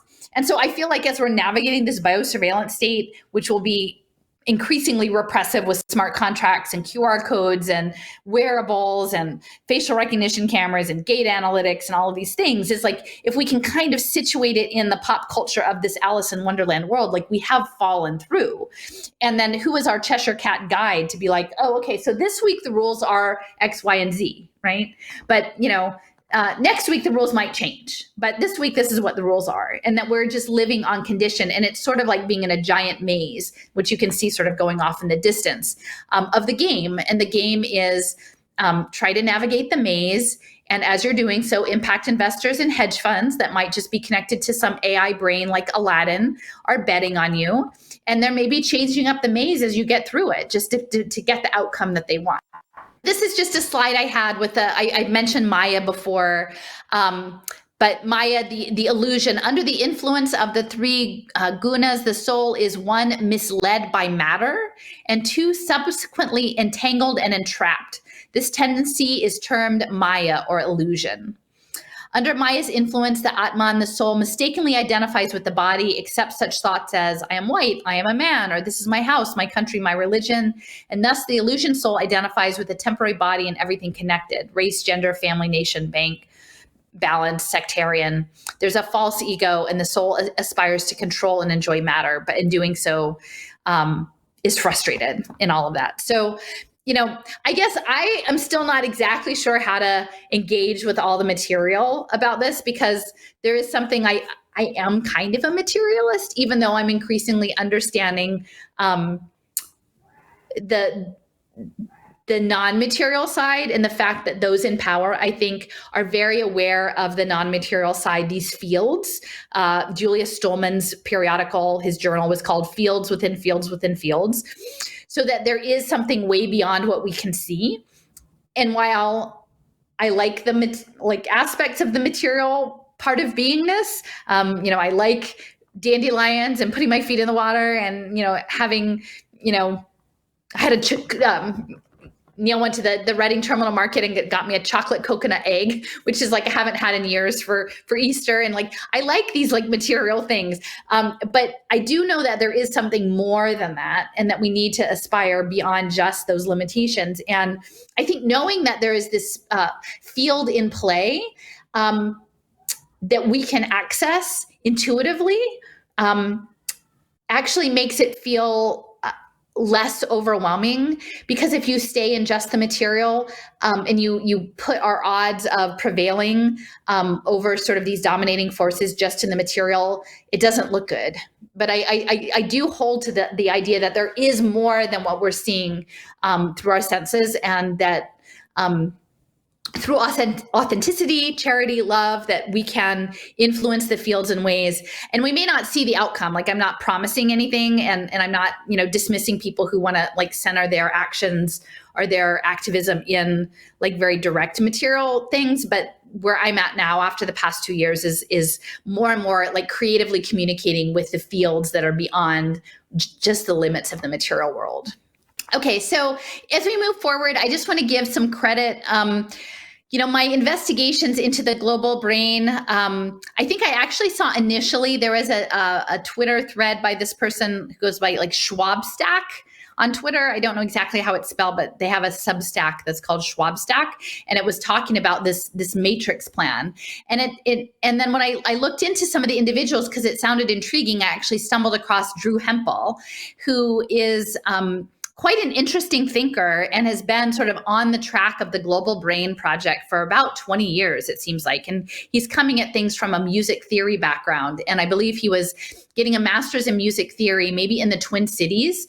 And he was doing sort of organizing in left-leaning spaces and also finding odd things cropping up. So sort of his experience of figuring out the global brain related to both his study of sort of non-duality and non-duality, maybe non-duality and music theory and his organizing. And he's written extensively. I don't know that we share exactly the same outlook, but the contours of the program were really, really helpful for me to understand. So I wanted to provide, this is a really good overview and a link to it in the slide deck. I also wanted to include resources to Jen Lake, who is someone I had connected with through Sophia Smallstorm. And she came out of the health space and questioning things that were going on. And actually, a lot of her analysis around atomic energy and radiation and health impacts and polio come from Jen. So she informed my outlook quite a bit, and she has a very interesting blog with really useful timelines. And of course, my friend Steffers. And a week ago Friday, we actually met and we were doing site visits connected to the Institute for Advanced Studies, where a lot of the folks that were connected to the Manhattan Project and high-level theoretical physicists were, as well as some other things that were going on in the Princeton space relating to frequency and sort of control of narrative, including the SRI in the East. That was the David Sarnoff Corporation. So these are three resources, Drew Hempel's information, Polio Forever, and a piece of Mindful that I think might help people sort of, if you want to do a deeper dive into some of the things that I'm going to be talking about. So, in January of 2020, and I may have talked about this before, my friend Lynn, and Lynn joined us in Provo for the Mormon Transhumanist Conference, along with our friend Drew Heaton. And but Lynn and I, the first time I met Lynn, I had flown in to do some visit her and do some site work also in Tulsa, and we were doing nerdy education reform tourism and looking at all the local foundations, and we ended up at Old Parkland, which is sort of like the choicest exclusive invitation only Dallas office space. And it was a former hospital, and then later it was built up, and I describe it sort of a combination of Monticello, the Franklin Mint, and an LDS temple. Like, so it's very colonial and very dramatic, but the proportions are not quite right. It's sort of like it got mashed up and it didn't quite fit. But we went in, and we hadn't intended to go inside, but it was MLK Day, and we pulled up, and there was a statue with a person like waving this flag, and I really wanted to get a picture of the statue. So we hopped out, and as we did, actually someone came up, and Lynn said, "Well, I'm in town with a friend visiting," and they said, "Oh, well, you'll want to see the debate room." And so we end up going to this debate room, which you see through the door of this portico, but it's got about 75 desks with like gilded leather inlay, tufted leather chairs, and they have special events there, special debate opportunities. But it's this round room that's overseen by, on the one side, this big Athena statue, and on the other side, it's this sort of bloody Ides of March painting. And so we wandered in, and there was no one in the building, and we were thinking, wow, like what's going on here? Like what happens in this space? Why is this here? And we came in through the back, and then we walked across the circular room. It's all very, classical, very deluxe, even though this building was only built, I think, in like 2015 or 16. Like people don't pay for that level of woodwork. It was like all wood, a round room. It was very expensive. And we came through the other side, and we ended up in this 2-story foyer with this carved portico, and you've got the owl over the top, and it says, the power of speech is given to all, but wisdom to a few. Right. And so there's sort of like a certain level of domination and eugenics in that statement, right? Like only a few of us are wise enough to make the decisions for others. And so I wanted to take a moment, because I think what I'm trying to sort of go into, both in the history of radio eugenics and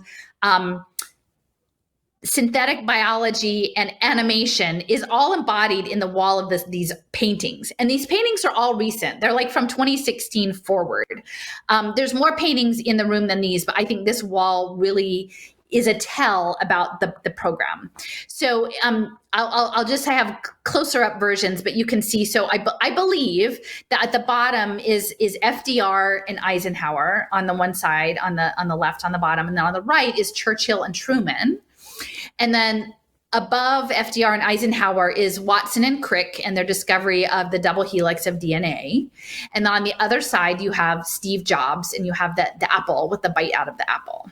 And so I'm going to tell you how I interpret this within the context. Now, I will say in front of this doorway, there are 4 brass lamps that at the base have inlaid plaques, and most of them are about private property and securing your property and liberty and freedom, which I think ultimately there's this false narrative that you're going to go on blockchain and have free markets and liberty, when really what the global brain wants is for you to have a perception of liberty within limited options, and then for them to track your movements so that can be used to build out the global neural network. But the idea and the premise of free markets and free agents in this is really important. And then the fact that ultimately all of life itself will become property. In my way of thinking, eventually it will be consolidated simply down to the BlackRock Aladdin computer is what, they'll just incorporate the world as a DAO, and we will all be owned by the earth. So Yeah, and I'll just real quick interject that, I'm always arguing with people about property, and a lot of people are thinking property in terms of, hey, I want to own a home and I want to be secure in my home and I want to own a car or whatever.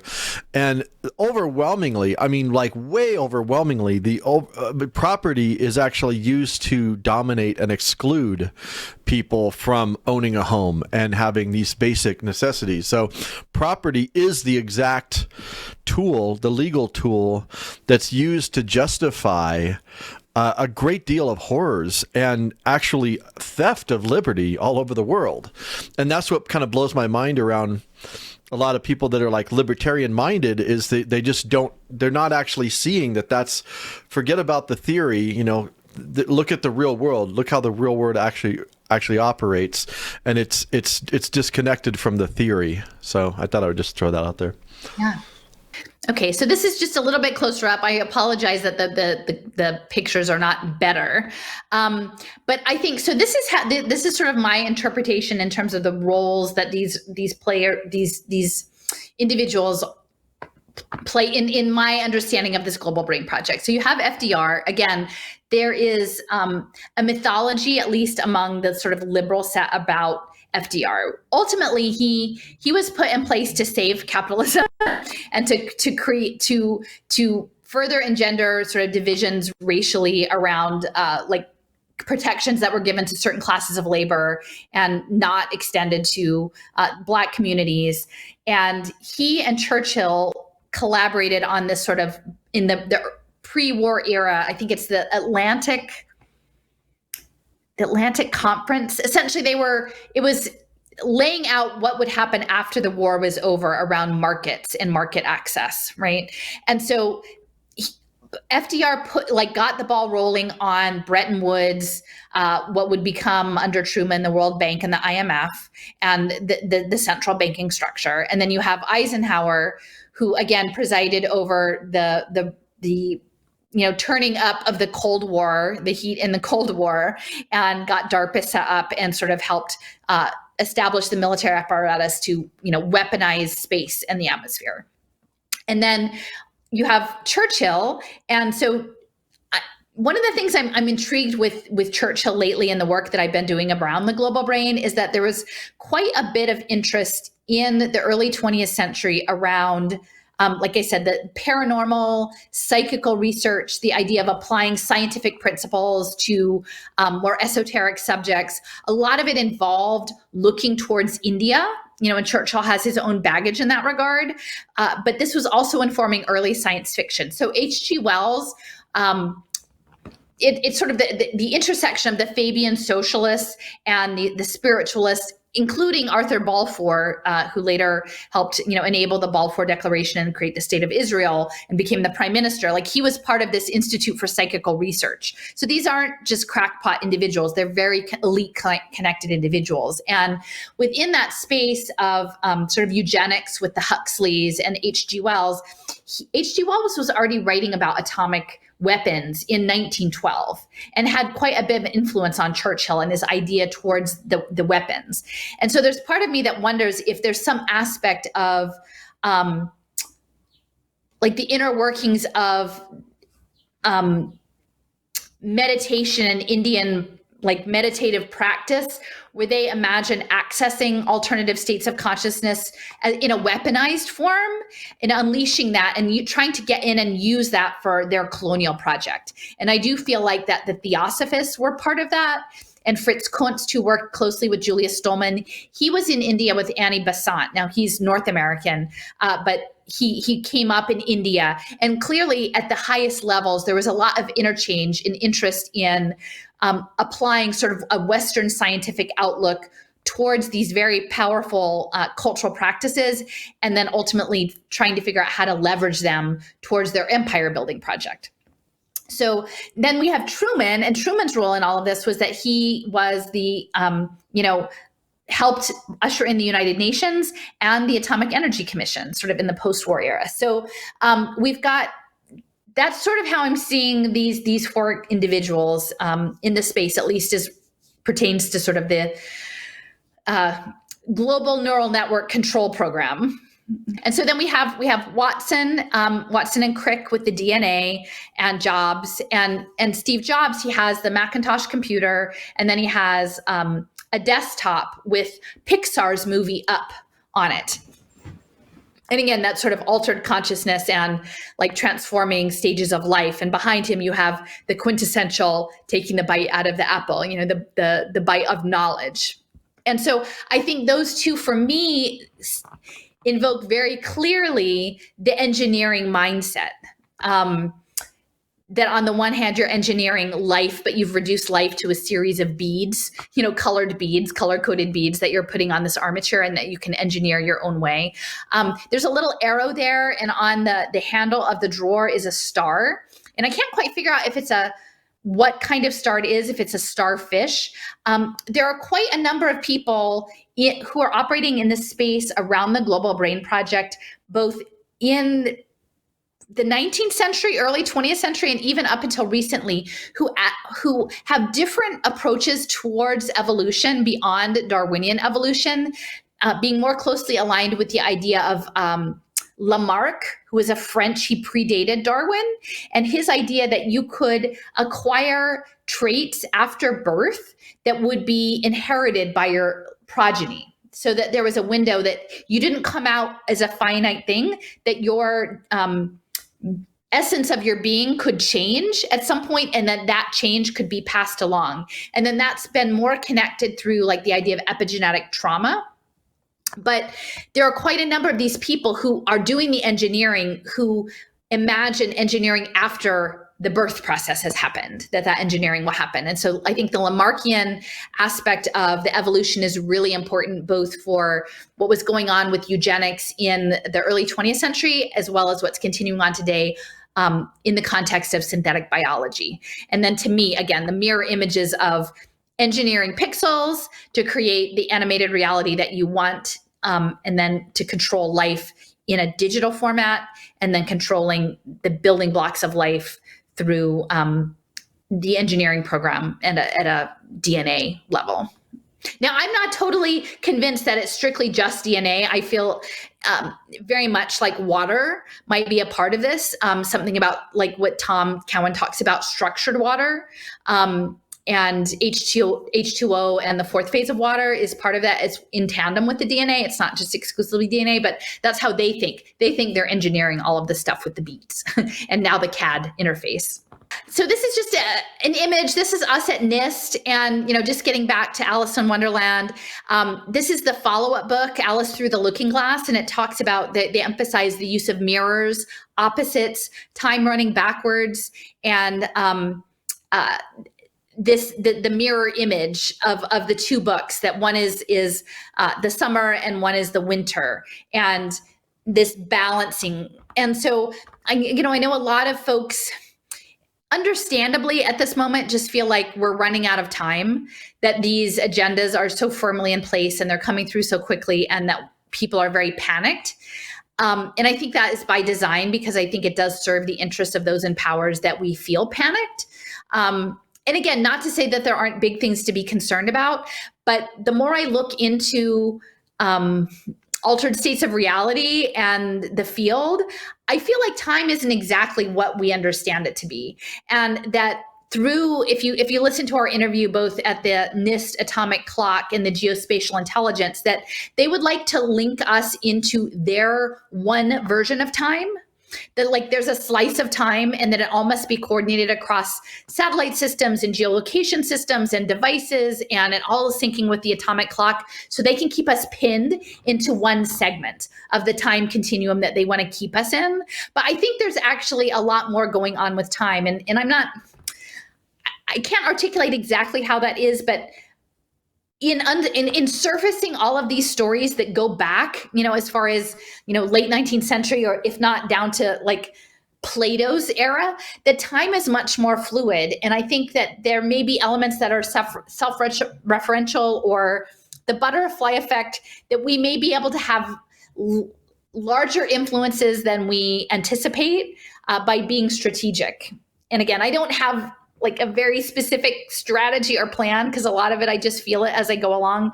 But I think time and the Alice in Wonderland and the rabbit and the watch and the fact that Jeff Bezos is building his long clock of the long now out in West Texas. There's something and Steffers has a wonderful piece about time, palindromic time, and the movie Tenet that I would encourage people to go to her website and see. That time is sort of a big question mark for me. And so I think new opportunities open up if we are willing to unlearn things and sort of step back from what we think we know about the material world. Because if there, on the one hand, it's the Maya part is also unsettling that maybe we're not all that we think we are. But then if we go there, maybe there are unexpected opportunities that present themselves that we don't anticipate. So Alfred Loomis, he's a guy that I tuned into just today, or maybe yesterday. I have this giant map. I have my giant Texas map. I have another giant map that I'm working on with the Phoebians and the Global Brain Project and the eugenicists and the free market character mutual fund people, and I'm putting it all together. And I sat down and I said, okay, well, I want to add Vannevar Bush, and then I want to look at the MIT Radiation Lab. And in that, this was in the lead up to World War II, and what they were researching were refining radar. And that's what they said actually won the World War II, not the bomb, it was the radar systems. And that the gentleman that Vannevar Bush set up to do the MIT, they called it the RAD lab, the radiation lab, was this gentleman. His name was Alfred Loomis. And he had been a director of ballistic research at Aberdeen Proving Ground, which we did actually an Equinox little event outside of Aberdeen last year. And that, interestingly enough, he and his brother-in-law developed the idea of holding companies for electric utilities. And then they were really successful. And they might have been really lucky, but they converted all their money into treasury bonds right before the stock market crash and got $50 million. Imagine that, right? Like, how does it, I guess that you have some good signals intelligence maybe, right?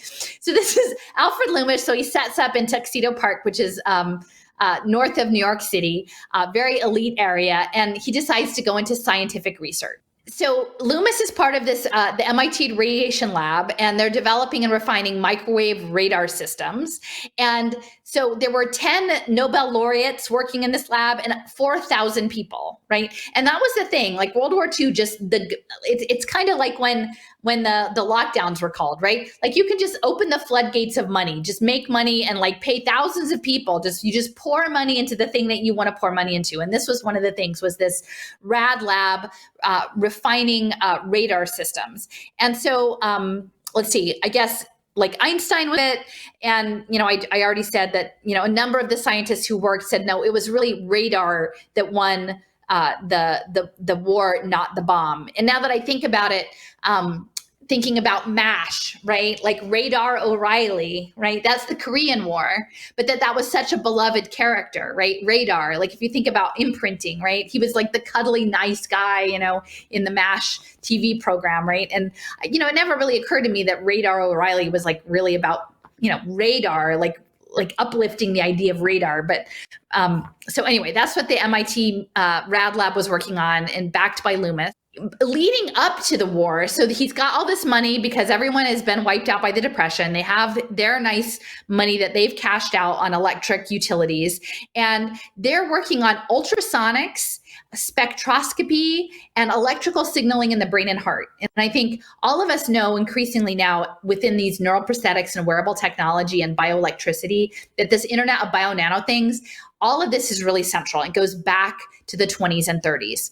Okay, he practically invented the EEG. So that's very important wearable technology that they're putting in all of the schools now, all this biofeedback stuff, and helping get the money for the cyclotron at Berkeley, and even had a lab out at Berkeley. And it said he offered 29 scientific papers. And this is all before World War II. And he got some patents. So I just want to advance forward and talk about a little bit about some of and this is just from Wikipedia. I really want to spend more time on Alfred Loomis and figure out what he had going on. But to me, based on just the Wikipedia listing of his publications, it seemed very clear that he was interested in manipulating frequency systems to make changes in living material. cells, bodies, not dead, and not just in inanimate objects, but literally living objects. So some of these papers include the physical and biological effects of high frequency sound waves of great intensity. Further observations on the effect of high frequency sound waves on living matter. An attempt to induce mutation in Drosophila melanogaster by means of supersonic vibration. Again, inducing mutations through vibrational qualities. Potential rhythms of cerebral cortex during sleep. Electrical potentials of the human brain. Now, if you put this together, and you know that at the same time in the 30s, people were entertaining, like, how do we understand this global consciousness, the noosphere? How do we get in there, right? How do we access it? I think that is really central to what Loomis was investigating. And would all of that research be pursued in a way that was public and, again, open to informed consent on how those technologies were being used? So Reed Hastings, it's funny when you revisit things that you had encountered before in a new light. So Reed Hastings is definitely a major presence in the education space. At the time, I talked about it as the privatization of public education. Now I would probably say the goal is the data mining of humanity towards this AI singularity human brain project. But it turns out that Reed Hastings, who has poured a bunch of money into educational technology and social impact, Loomis was his maternal great-great-grandfather. Okay, so we have this like direct tie. And I think actually, is it Dreambox might be Reed Hastings' educational software program that he backed. So this is just a little cis entry on it, but it talks about his $100 million education fund. And I keep saying now, like, the frame that I use is, if you understand that any sort of digitally mediated education is really about providing the machine access to you or your children through the idea of continuous reskilling and increasingly including the capture of cognitive data. And so really, I'm going to include the link to the slides. Click into Reed Hastings' Little Sis and see all the different elements that he's in. But I do remember back in the day that he was taking part in a conference discussion with Collective Shift. That was MacArthur's spin out of these cities of LRNG and badges. And there were people from Sesame Workshop there. And this was quite a while ago. I want to say maybe as far back as 2009, but they were already talking about what sounded an awful lot like blockchain transcripts at that point. And that's really way before anybody, I mean, unless you were operating as an expert in the space, knew anything about blockchain, that they already had this sense underway. Because really, if you go back to understanding the work of Scott Stornetta, that I'll touch on later from the Mormon Transhumanist Association conference, like, he was at Bell Labs in the mid 90s developing these distributed ledger systems. So if you were in on the inside, right, if you had a maternal great-great-grandfather who was a high-level signals intelligence, private scientific researcher with access to the highest levels, you would be in those kinds of circles to have that sort of understanding. It's just the story the rest of us are living in is a different story, and we don't know about the global brain story. This is just a meme that Cliff sent to me, but I think it's really important because he talks about DNA as a fractal antenna, right? Like, we're transmitters and receivers, and we're bioelectrical. We're bioelectrical water beings, like, with crystalline energy.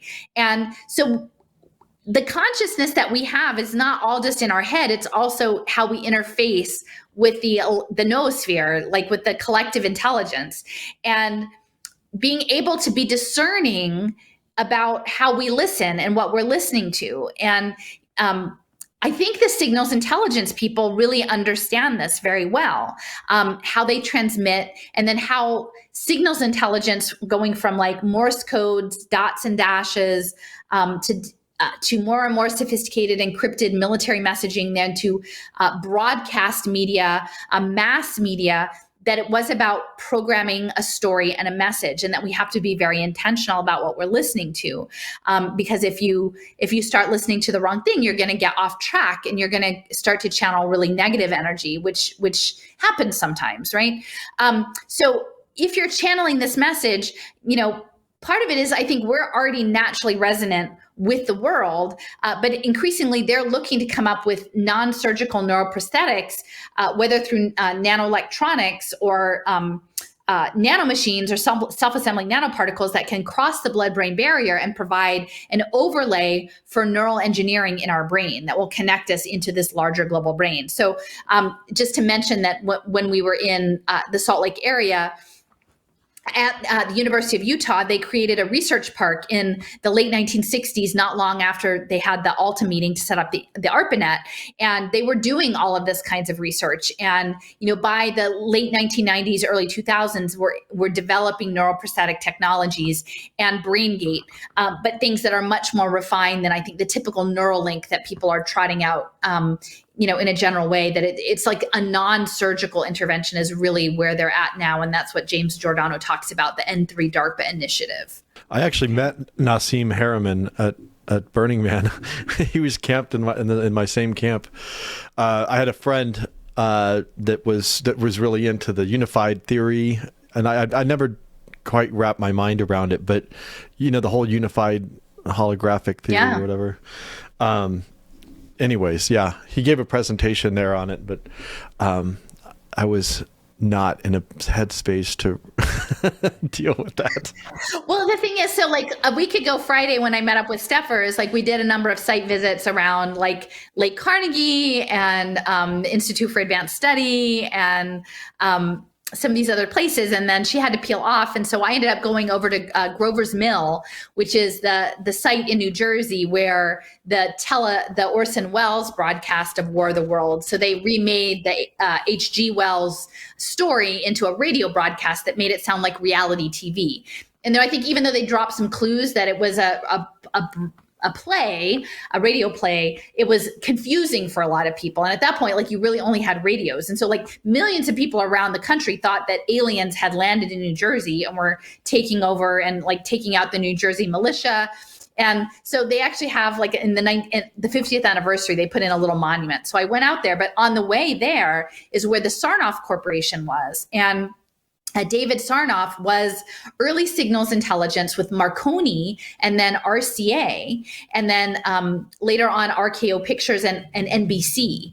And so once you start to see the through line of like managed reality and how you can use digital technologies to intervene in reality to create conditions or environments that are more receptive to your goals, it's quite fascinating. And then it turns out like this Sarnoff Corporation was like equidistant between the Institute for Advanced Study and Grover's Mills, although it was put there, I think, in 1940. So that's 2 or 3 years after the Orson Welles broadcast. But I don't know. For me, I find it very interesting geographically how this all comes together. And signals intelligence, I don't know. There's something really important to it. I know I've been looking into, as well as a friend, into the Riverbank Labs and what's his name, Fabian, and the Friedmans, who were the beginning of the NSA and cryptography. And there is some thread within field theory, neural networks, blockchain, transmissions. It's linked, and it's linked across time, because when I found out that Ezra Cornell, who was the co-founder of Cornell University, which always prided itself in innovation, like it was a technological university. I always thought of it as birds. I always think of like Cornell and ornithology or whatever, but actually it was like technology, because Ezra Cornell, he made his money in Western Union and the telegraphs, which we talked about a little bit about the Civil War fort in Utah, that they kept trying to bring down the telegraph lines. And he worked with Samuel Morse. And what he was good at was creating a plow that allowed them to put down the cabling. And so that fortune helped build Cornell. Cornell Technion, which is the hub in New York, with Technion, which is like the MIT of Israel. they're the incubator space for the Commons Project, right? The Common Pass. So on the one hand, you have Western Union and Telegraph and finance funding a university that in later generations became a hub for biometric digital Internet of Bodies payment systems. It's this loop, Real quick on the Orson Welles thing, though, I also did hear that the stories about its effectiveness were exaggerated by the media. So, in terms of how impactful that was, I did see it. I watched a documentary about kind of the stories that came out about all the people committing suicide and all this stuff. That some of that was like media creation. So again, signals, you layers get into upon layers. Yeah, exactly. You have the story and the story about the story and then the story about that story and maybe which cave are we in? Right. How do we get out of this cave? So, and this is just, I think this is a useful picture. So that's Vannevar Bush in the middle, and then Loomis on the one side. And, I think it's really important to understand that Vannevar Bush, he actually founded Raytheon in 1922. So that's pretty important because the directed energy weapons and the frequency weapons, both Lockheed and Raytheon, are really, I think, central to what is unfolding. So, clearly they're all having a really good chuckle there, planning out the future. All right, we can keep going.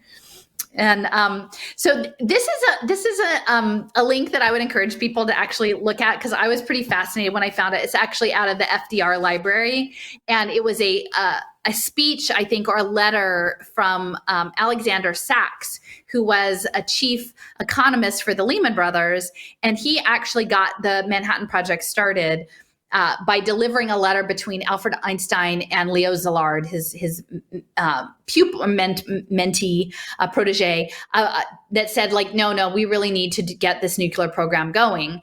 And so he actually wrote this speech in 1967 on the 25th anniversary of the first nuclear chain reaction that happened underneath the University of Chicago. Now, it's important to notice that I was not aware that the University of Chicago was actually, I think there was an earlier one with Stephen Douglas and it burned in the fire or something happened to it. And then they redid it. And the money to redo it was largely, the biggest core gift was from the Rockefellers. And that J.D. Rockefeller was staunchly Baptist. Okay. So I think there's some maybe conflating with the Rothschilds, but Rockefeller's mother was very Baptist. His father was sort of a ne'er-do-well, and the mother was very, very strict. So Rockefeller was integral in the Baptist education scene. His financial advisor, Frederick Gates, was all about backing Baptist universities. So University of Chicago actually started as a Baptist school with the backing of Rockefeller. And so it's interesting that the history of the Manhattan Project, there was a lot of the metallurgical aspect that was happening at the University of Chicago, and the first chain reaction was actually, I think, under an athletic field at the University of Chicago. But the title of the paper was talking about the atomic energy program and the science, atomic project's complex origination and ensuing scientification of the United States. So I'm just going to say that again. This is 1967. Atomic projects, complex origination, and ensuing scientification of United States. The three-phase progression of history transformative mutation in relations, government, and society to creative science for national security and progress. All right. And so they're talking about progress and mutations in science, that there is this thing of, I call it human plus. And I'm using that term because I think the transhumanism word that gets thrown around a lot also often gets conflated with the trans movement, which I think obscures and complicates things in an unnecessary way. And I do think that human plus is like human augmentation, human beyond, like human mutation, like human engineered mutation of some kind or another, right? And it may not be like a cyborg, that if you use that word, people think you've got a robot arm or something, like some machine eyeball. That that human plus is like literally it could just be nanotechnology, right? It could be some sort of synthetic genomic change that's happened. But the scientification is really central to the Human Brain Project, the synthesis and the sublimation of the social sciences into the primary scientific program, and they call that integration, but really it's to erase the human part and make it all about science under the guise of peace and unity. Yeah, I mean, in some ways, like our phones are kind of, early stage human plus, Yeah. it's like it's the extension of, yeah. And it's hard to talk about these things too, because there's the language, like you said, like the language is used intentionally to have like double meanings, and it'll have, a word will mean something to one group and something else to another group. So how do you have a communication when there's not this common understanding? So I've the human plus transhumanism, I've had a hard time, like, okay, what's the best language to actually get people to understand what you're talking about? Human plus to me sounds like a little weird too, like, but I guess it's just, it's until people actually hear it's how it. you're conditioned. That's why I'm trying to break out. I'm telling my own story, Jason. People don't have to listen to my story, but like, I can tell you why I'm saying what I'm saying. Like, this is the reason behind it, because I think that human plus, like, I remember actually trying to have a conversation with my young adult child at some point early on in this process, after I found out about the moonshot paper, and talking about cyborgs and just seeing like the blood drain out of their face. And it's overwhelming. And I'm like we probably are all in some respect already human plus, given the nanoparticulates and everything else. So I'm not saying that it's a death sentence, or it's somehow like you've got like, the mark of the beast or something like that. It's not that. It's just, it's a process, and we have to be aware of it. So for me, that's why I'm using that term. Gotcha. So yeah, Alexander Sachs was working with Stolman, and then this is part of his letter. But he's sending it to, I believe this is Roosevelt. This is at the beginning, and he's talking about, setting up the Manhattan Project, that there were 3 reasons that they wanted it. One was a new source of energy. Okay, so the energies, the liberation from such chain reaction of new radioactive elements, so that tons rather than grams of radium could be made available in the medical field. So they wanted it for human plus, right? Medical stuff. And then the eventual probability of a bomb. So those were the things. And then at the end, it says that the practical importance of this work for power, healing, and national defense. But quote unquote, healing was always a centerpiece in all of this. And so healing really means mutation, like the frequency mutations to the cells, because they're trying to get that, like, humans to jump to that next level. But it's not necessarily a jump that's being informed. To the general public, at least. And then, so this is Vannevar Bush's presentation in 1945. And I believe, I'm trying to remember when Roosevelt died, if he died in August, if this is to Roosevelt or Truman. It's right at the cusp of the transition. It said that Roosevelt requested Vannevar Bush weigh in on science in the post-World War II era. Okay. And it's important to know that Vannevar Bush was working in the national defense science space, and that pretty much he was just a direct report to Roosevelt. Like, there was no intermediary between the two of them. They just spoke to each other. And that Roosevelt said they wanted recommendations about essentially what to do with all of this defense research after the war was over. And so number 2 in this, and it goes on for quite a while, but this is an important speech, Science, the Endless Frontier. And again, I'm always talking about this within the context of empire, right? Colonization, manifest destiny, that the metaverse is the next empire. And so the framing of this as the endless frontier, and the idea of our bodies being colonized by nanobiotechnology, I think is really apt in this, in the context of his choice of title. Number 2, it says, with particular reference to the war of science against disease, what can be done now to organize a program for continuing in the future the work which has been done in medicine and related sciences. So again, they're already planning an ongoing war against disease. Like that's their framing, that there is going to be a war against disease, and we are going to keep on with that. And that is part of the endless frontier. So that is the manifest destiny of the war against disease, is almost like a war against death, right? Or a war against natural life. I mean, they don't come right out and say it that way, and most people would just take it at face value that you want to help people. But we know that these are people who are fundamentally looking at like life extension. And then as we move into the 60s and 70s in the space age, life extension merges into sort of interplanetary space existence, which I think in many respects people are looking at, imagining that form of life form that can do interplanetary space travel isn't something that's hooked into a physical body, because our physical bodies are just not made to do that. And so like, how can they transform our life and our beingness into a model that would be space compatible? And whether that's like putting our brain in robots that are in space or turning us into some sort of bioelectrical signal in space, that's where things are going later. Okay. And also FDR passed away in April. So this is actually this is to Truman. Okay, so that's sort of the backdrop, right? Like radiological war on disease through health towards human plus. In the meantime, we're telling the story that will keep you enraptured in this, and both keep you afraid when we need you to be afraid, and keep you uplifted when we want you to feel uplifted, and managing that through radios and movies and soon virtual reality. And so now we've landed on this moment where we actually have people in the Silicon Valley area talking about reality privilege.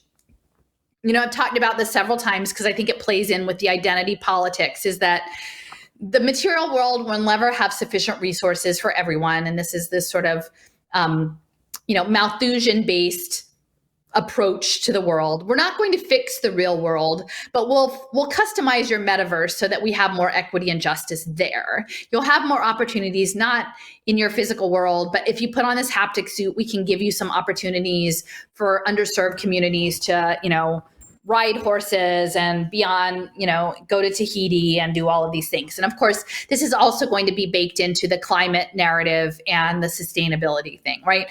There are things we used to be able to do in person, but we just won't anymore, like go to work and go to school and visit friends, but we'll do it in the metaverse. And that's because it is the new empire, and that's where the new forms of capital are being created. And that's all tracked on blockchain. So there's this reality privilege. This was a quote by Mark Andreessen, venture capitalist, and his wife, Laura Arrillaga, helped create social impact investing at Stanford. Okay. And Mark Andreessen is a partner in Andreessen Horowitz, so very large venture capital firm. It says, in a recent interview, he broke down reality privilege. Your question is a great example of what I call reality privilege. This is a paraphrase of a concept articulated by Bo Cronin. Consider the possibility that a visceral defense of the physical and an accompanying dismissal of the virtual as inferior or escapist is a result of super user privileges. A small percent of people live in a real world environment that is rich, even overflowing with glorious substance, beautiful settings, plentiful stimulation, and many people to talk to and work with and date. And these are also all of the people who get to ask probing questions like yours. Everyone else, the vast majority of humanity, lacks reality privilege. Their online world is or will be immeasurably richer and more fulfilling than most of the physical and social environment around them in the quote unquote real world. Okay. So, and I think all of this is like, we need to situate that this is the mentality of the technocratic, eugenic control order state. That in the global brain, you're going to have stuff, but not in the material world, right? If you could just meditate hard enough and be disciplined enough and gritty enough and just like agree to earn your script to access your subscription level online reality video games, like you could be happy if you just conform to what we say. And that's because all of the stuff that's going to be happening, so much of the value is going to be created in the digital world. That is the new empire, right? And we are going to get there by the purple war on disease, because that is the biosurveillance state that Vannevar Bush was setting up under Truman. And, Truman, like right behind the Atomic Energy Commission and the dropping of the bombs and everything. Like, again, sorry about reality. Boom, we're going to drop bombs and irradiate everybody. But like, you're going to like your, life as a cyborg. You'll get used to it, right? That's the narrative that's coming. Yeah. And that it's just interesting because they take it away from you and then offer it as a reward for behavior, whatever, compliance, I mean, that's just, I can't tell you how disturbing that is to me. I know, but people don't even know that this mentality exists. And that's why, like, it's a control mentality, and it's a profit mentality. And then it's also to contain you in your digital enclosure to get enough of your life force to create its singularity is really what it is. So as a sitting Facebook director, I politely declined to answer. But let me generalize out. So this is something that one hears about the internet, a variation on this, that one hears about the internet a lot. So let me start by saying that gentleman, I'm sure he's doing fantastic work, and he clearly means well. I really, really deeply disagree with everything he just said, and the reason is because, not just because I had some role in creating the whole thing, but a friend of mine named Bo Cronin, who works in VR and is an advanced thinker on these things, has a term he uses called reality privilege. Mm-hmm. And so it's the view from the box seats. It's the view from it's a view from places in the world. That's exactly the kind of view you get from places in the world in which there are super rich real world experiences to have, mm-hmm. right? And so you grow up in an upper middle class community, probably on the coast. You have these incredible schools. You have these incredible enriched activities. You have all these after school activities you should do. You've got all these incredible people to talk to. You go to a college campus. You get to hang out with all these incredible super geniuses. For the 0.0001% of the population of the world who gets to do all those things, then this internet thing is a big step down. For everybody else, the internet is a giant step up, mm-hmm. right? Most people don't have that level of reality privilege. Like, most people grow up in places where there's a much higher level of what you might call intellectual deprivation. There's just not that many people around to talk to. There's just not that many interesting things being discussed. There's not that many great experiences to have. It's hard to learn new things. The schools aren't good. I mean, most kids in the world don't even go to school, or go to school up to the grade 4, grade 6, or grade 8. It just can't progress beyond that point because there's nothing locally. There's just no local system, infrastructure, or community to be able to engage on ideas. And so the internet represents a giant level up on all those topics for most of the world. And I think it's a fantastic thing. All right. Okay. Well then, fine. Snapchat for everybody. I like the final. All right. Okay. But it's also like these people like this also live in a bubble. They don't know anything about the experience of most people in the world. Like, truly. I mean, other than what they look on their data analytics or whatever. Oh, the kid's not going to school. They don't have any thoughts. Nobody has any real thoughts, and they don't get to actually interact with people. It's like it's completely nuts. It's like a 21st century Fabian context that it's a pseudo progressive paternalism, right? Oh, you don't have these things. You don't live your life to the level that I think it should be lived. So I'm going to take your options and then just reinstall back like some digital versions of that so that you can progress and evolve to meet my expectations. And that's, yeah, we never got away from that. And it's the integration, the idea that there is one global experience, I think.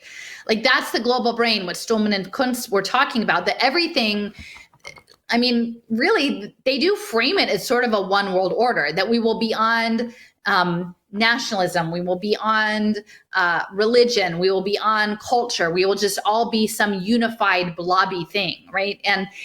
But it will be good. Like, trust us, we're going to have some good standards that everyone will meet. And that's kind of the mentality we're looking at. It's integrated but homogenized. And again, I'm not coming at this from like necessarily strictly a nation state framing, but at the same time, you need to respect people's individual cultural practices, their faith practices, their food systems, their music, it's all embedded in their relationship to the land and the other beings that they share with. We shouldn't have this one globalized construct. It doesn't make any sense. And so, people were, I guess there were questions among some about why we decided to go out to Salt Lake City, and I think, or Provo. And, I would be interested in, your thoughts, because I think you've expressed them to me before. But if it had just been any sort of Mormon Transhumanist Association conference, I don't necessarily think that I would have made the effort to get out there. I think the organization formed around 2006, and they haven't met every year. But I wasn't chomping at the bit to see them per se, but it was the fact that their conference was focused on blockchain and decentralized technologies, and that there were a number of figures in the space that I knew from my blockchain research, chief among which was one of the two keynote presenters, which was Tamika Tilleman. And I hadn't realized at the time, when I was looking at Tamika Tilleman in terms of his role with New America, specifically in the digital identity and the social impact space, building it out, formerly State Department, and then had moved on to Andreessen Horowitz, and now I think is in another, like a crypto fund that's sort of spun out of Andreessen Horowitz. He's since moved on. But the fact that he as a member of the Church of Jesus Christ of Latter-day Saints and someone of, who is clearly very well connected, would keynote a conference about, sponsored by transhumanists for blockchain, seemed to me a very strong signal that we were moving into a new phase, and that it would be worthwhile to be in that space and see how things were unfolding, and then to ask some directed questions of areas that we had concerns about, which I think we all did, and did it in a respectful manner. We weren't going there to do a gotcha on members of the LDS Church, which I think this particular group, the Mormon Transhumanist Association, is a relatively very small segment, but their activities are in alignment with a lot of the investments of the church itself.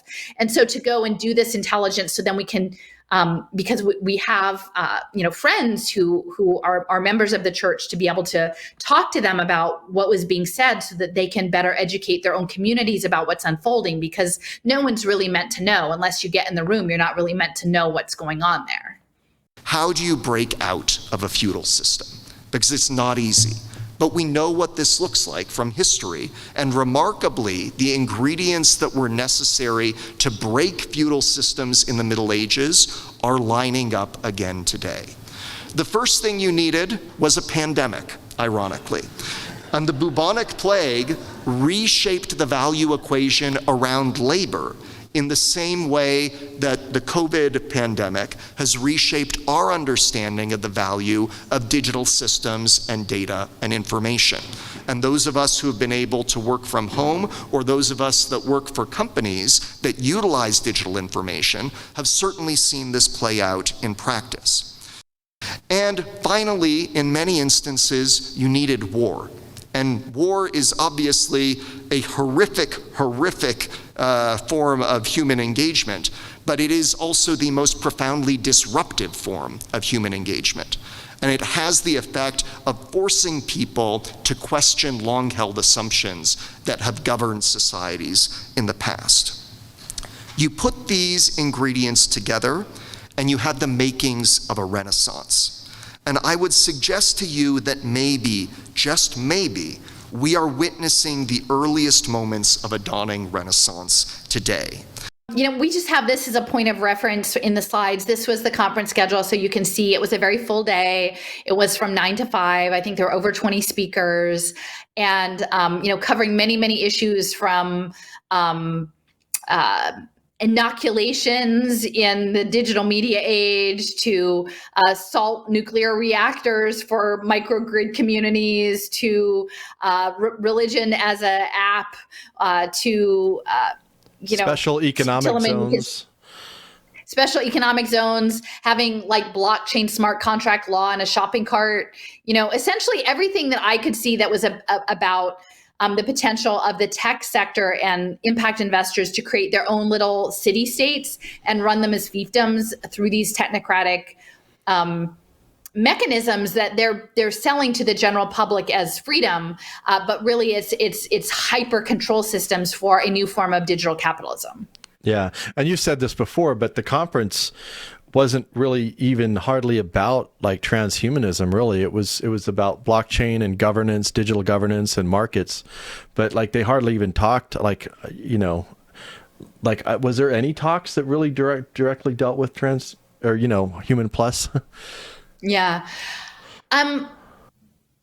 Not so much. No. I mean, I think that was interesting. In the narrative that was being spun about us at this conference. Now, again, it was done, I think, in somewhat of a reactionary way, and it was maybe the next day. It was in like response to just I'm not even on. Neither of us are on Facebook anymore. Someone had shared a meme or an image that maybe didn't fully capture all that we were talking about, and they just spun out sort of what they imagined was why we were there, right? And so over the course of the month after we got back, all of the video went up about sort of our extensive research, both in the greater Salt Lake area and in Utah and in Colorado, and how all of these pieces of the puzzle fit together into the larger narrative around the quote unquote decentralization and the blockchain space. And so, I would hope that people who, maybe had an out of the gate reaction to this somehow would maybe revisit the work that we actually did and understand that, if it's of interest to you, like there's a lot of material that people can engage with. And, we're not telling you how to think about it because we're still processing how to think about it all. But there was a lot of field work that was done in a very intentional way that went far beyond that one day that we had at the conference. So yeah, definitely. Well, not only I won't even go into it, but I would say it wasn't that they didn't incorporate everything; they utterly misrepresented what it was we were doing. I know. I'm giving people the benefit of the doubt. Charity, Jason. Charity. Yeah, charity. I mean, charity. But also wash truth. clean. That's what it says. Yep, for sure. And somebody sent me dandelion soap this week, so Oh, nice. It was nice. Yeah. Okay, so like within the context, and this is like one of the things, and again, this is like my life lessons, not that I had huge expectations, but in 2019, a friend of mine that we collaborated, and a lot of my early research into social impact investing had to do with these trial programs in Santa Clara County, California. And the friend that I had was a leader at the state level in the NAACP. And early on, we actually, at the state level of California, got 2 resolutions passed opposing pay for success finance. And one was against the requirement of accepting a digital identity in order to access public services. So not that people couldn't have a digital wallet if they wanted to, but that going to school, going to a health, a health clinic, getting food assistance, getting housing assistance, none of that should require a blockchain ID that you make that. And actually, in that case, it was taken to the national convention of the NAACP in the summer of 2019 and passed. With very broad support, although opposition from a small group in Brooklyn, New York, that chapter, who seemed to be allied with an educational technology company who had probably created some sort of opportunity for their own product and thought that limiting digital identity would crimp what they wanted to do with their product. But that passed. Again, it was mostly in our minds not about like a rule of law because it was simply a resolution, but an educational opportunity for these thousands of people who had gathered in Detroit to learn about what blockchain identity was because nobody knew. And we had no idea how the clock was ticking. The clock was ticking down, right? This is July of 2019. We had no idea what was going to be happening a year later. We just had no clue.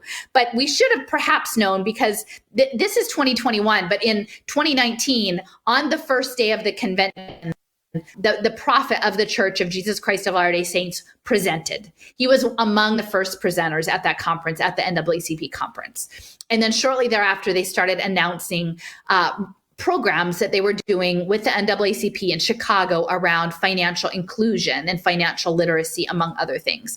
And then clearly these relationships have been deepening. I found a video of that they had folks speaking with them in 2018 in San Antonio. This is 2021. And so there is this interfacing. And again, what I keep saying is that there is this imperative in the church around charity, but charity, like I keep saying that Jesus would not blockchain people. Like Jesus wouldn't create a profit, make money off of people's trauma and suffering. And I continue to feel like the goal, not only for social impact finance, but also from a spiritual standpoint, is that many people in the Black and brown community in the global South, they have cultural connections that are more directly connected to land. And they're looking to sever that. And so my feeling is that they really want Black women and girls to code the metaverse. And that has a lot to do with why Ethiopia was chosen as the largest digital identity rollout, where Cardano and Hanson Robotics are now. And again, most people don't know the story that we're in. Most people have no idea the global brain story, the social impact story, the singularity net, that the impact data is going to feed the singularity. They simply are being told that this is charitable and this is giving people opportunities. This is training people for the new economy and to give them to uplift them, right? But the other part of the story isn't being told, and the true repercussions. So anyway, so the church is directly involved in social impact finance, as well as the University of Utah and the Sorensen family. They're very central. The politics of Utah and the academics of Utah and the church are all intimately involved in social impact finance and have been for quite some time. I just was thinking about in 2010, I did that march with Sherry, and we started out in New Orleans, and it was right after, it's not right after, but, several years after the flood. And, one of the things about that area was there was a very large number of Black home ownership, and a lot of people were losing their homes because of just dumb stuff like, they'd been pushed out, obviously, and so they were living in other places, and even like not having their lawns mowed or whatever, so they were getting these big fines, and there was all these little tricks that were being played to basically screw people out of their property. And has any of your research around like social impact finance connected to the Katrina and New Orleans? Have you come across anything related to that?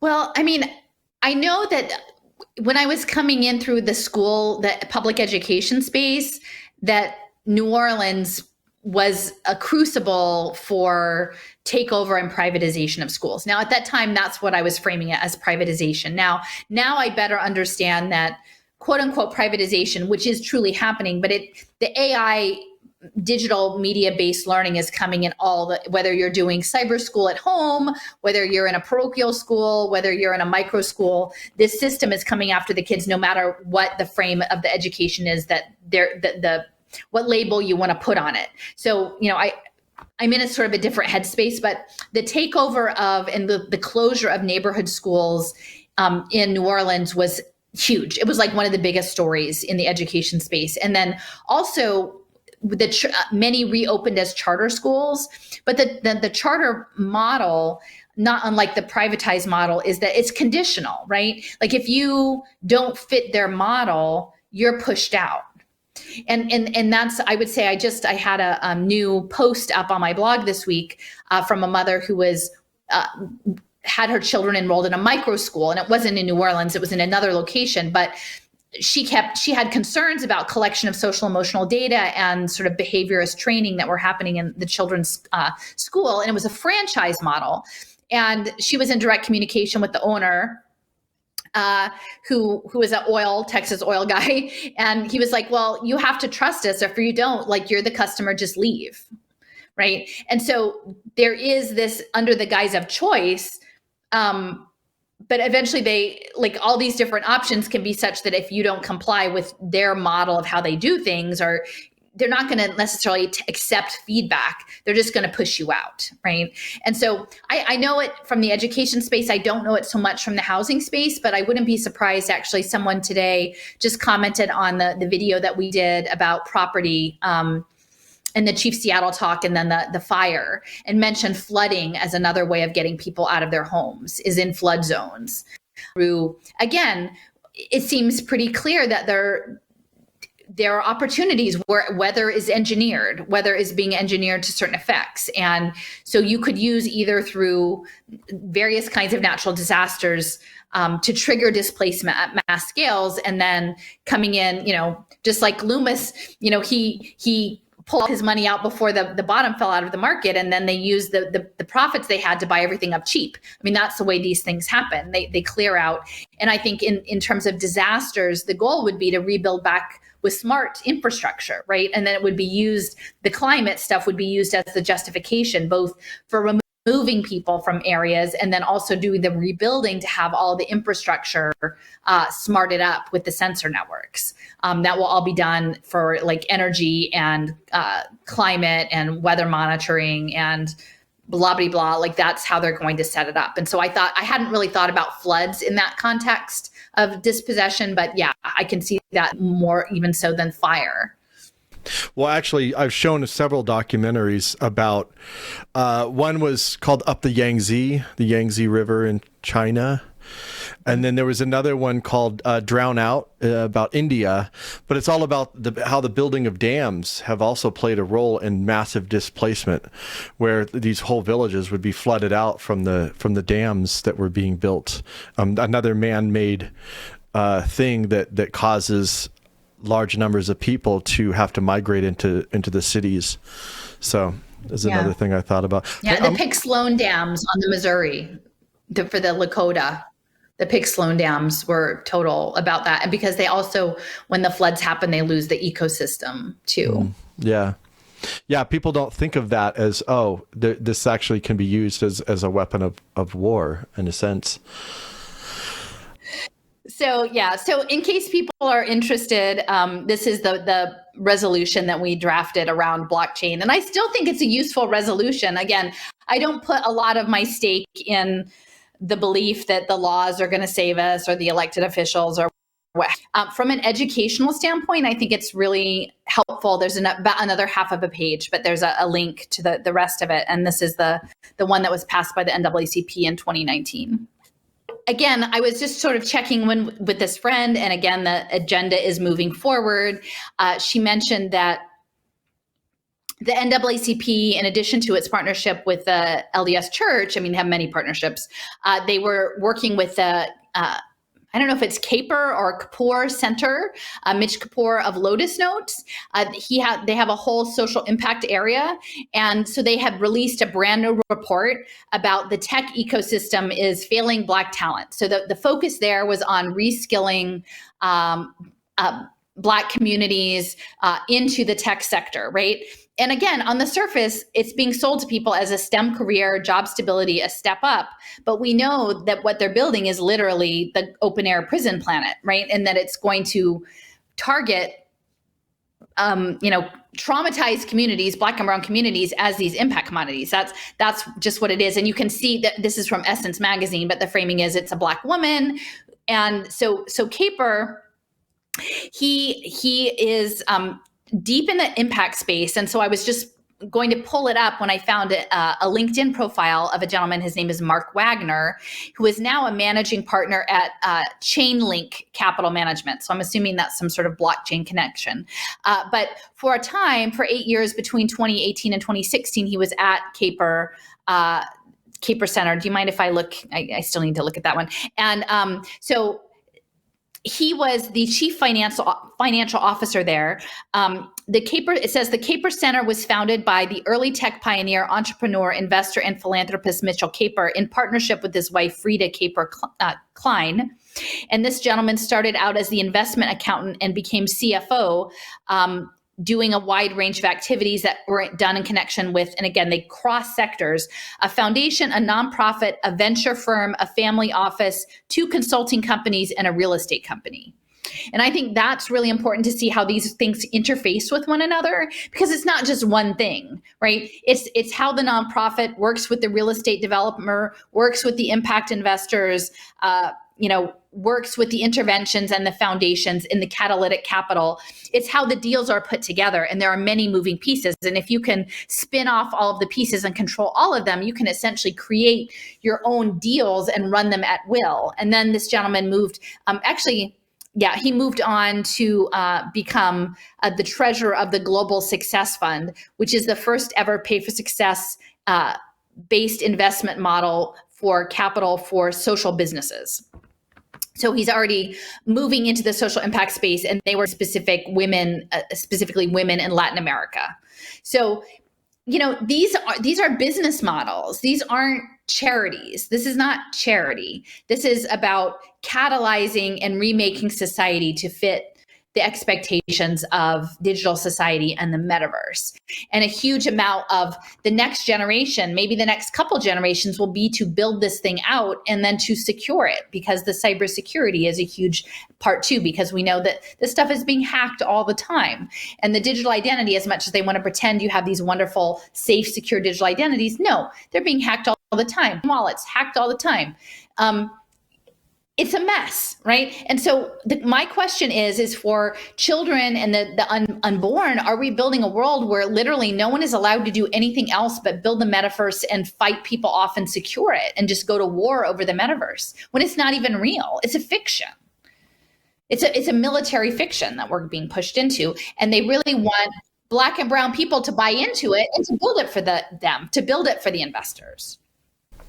Yeah, well, even like the idea that like, oh, these things aren't secure and they can be hacked, which is true, but my biggest concern is actually not about like some criminal hacker breaking into the system. It's actually about the system itself. Like these companies, Google and the NSA and the CIA, and they're the ones that I'm actually concerned about, more than even hackers.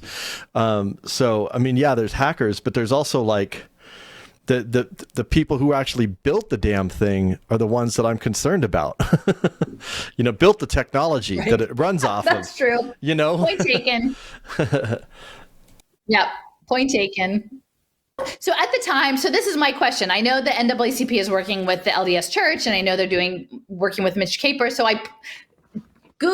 dear Google, are there any connections between Caper and Latter-day Saints? And so, I figured he probably wasn't LDS, but anyway, so you ask and you shall receive. So this is actually just a book from an ebook about Steve Jobs, and it was talking about the lead up to the Macintosh rollout, and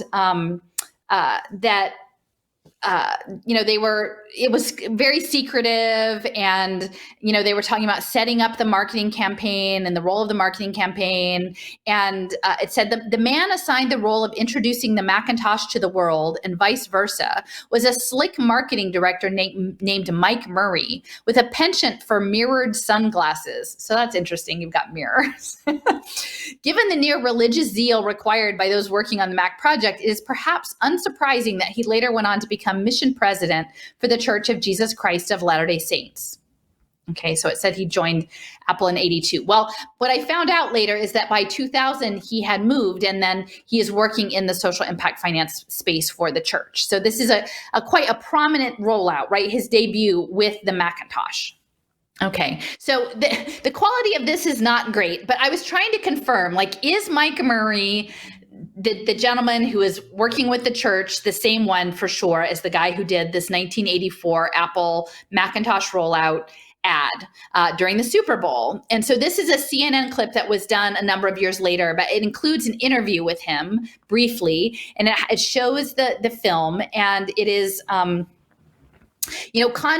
1984, this grim marching de-individualized people dressed in gray being yelled at by a telescreen, and there's a young woman running down the aisle being chased by helmeted police, and she has a sledgehammer, and she ends up throwing it around her head, and it hits the telescreen and bursts into like an atomic ball kind of explosion, and everyone gets blown back. And then I will just point out that in the CNN clip, the scroll line underneath is the commodities futures prices, like pork bellies and oranges and everything. So all of this is going to be human capital futures trading. It's very ironic to me that the futures commodities prices are running along the bottom of the CNN clip. So I will also point out that the woman's jogging shorts, I take them to look orange, even though everything else is very gray. And later on, actually, we've already seen it, but the image of Steve Jobs with the Macintosh, there were two computers, a desktop and a small integrated one, and the smaller one was orange. So they're both orange, and I was asking Deepti, I was like, is there something about orange? And she's like, well, in India, like it's a sacred color, like saffron, everything like that's like a sacred color. And it is true that Jobs was very interested in meditation, traveled to India. So I have to wonder about the significance. And you can tell me if it stands out to you in this image of the woman breaking the telescreen. Today we celebrate the first glorious anniversary of the information purification directives. Created for the first time in all history a garden of pure ideology where each worker may bloom, secure from the pests of a contradictory thoughts. Our unification of thoughts is more powerful a weapon than any fleet or army on earth. We are one people. One will, one resolve, one cause. Our hands shall talk themselves to death, and we will bury them with their own conclusion. We shall prevail. On January 24th, Apple Computer will introduce Macintosh. And you'll see why 1984 won't be like 1984. Now, it's amazing the spot even ran after the Apple board saw it and unanimously told Steve Jobs they hated it. The board then instructed Steve to run an old Apple II commercial or some other commercial the company had. Just don't show that abominable 1984 commercial. Unfortunately, there was no other commercial that would have made sense for Apple to run at that time, so we were forced to run the 1984 commercial one time during the Super Bowl. Well, let's say it's a good thing it ran. Viewers now truly thought of Apple and the Macintosh as non-conformist and revolutionary. And although Apple paid for it to run only once, they got their mileage out of it. Suddenly, it became something that all of America needed to be paying attention to. We showed up on the cover of Time, Newsweek, Business Week, Fortune, Forbes, Wall Street Journal, and the New York Times. It lifted the perception of Apple as an innovator. It opened the door for thousands and thousands of Macintoshes to be sold.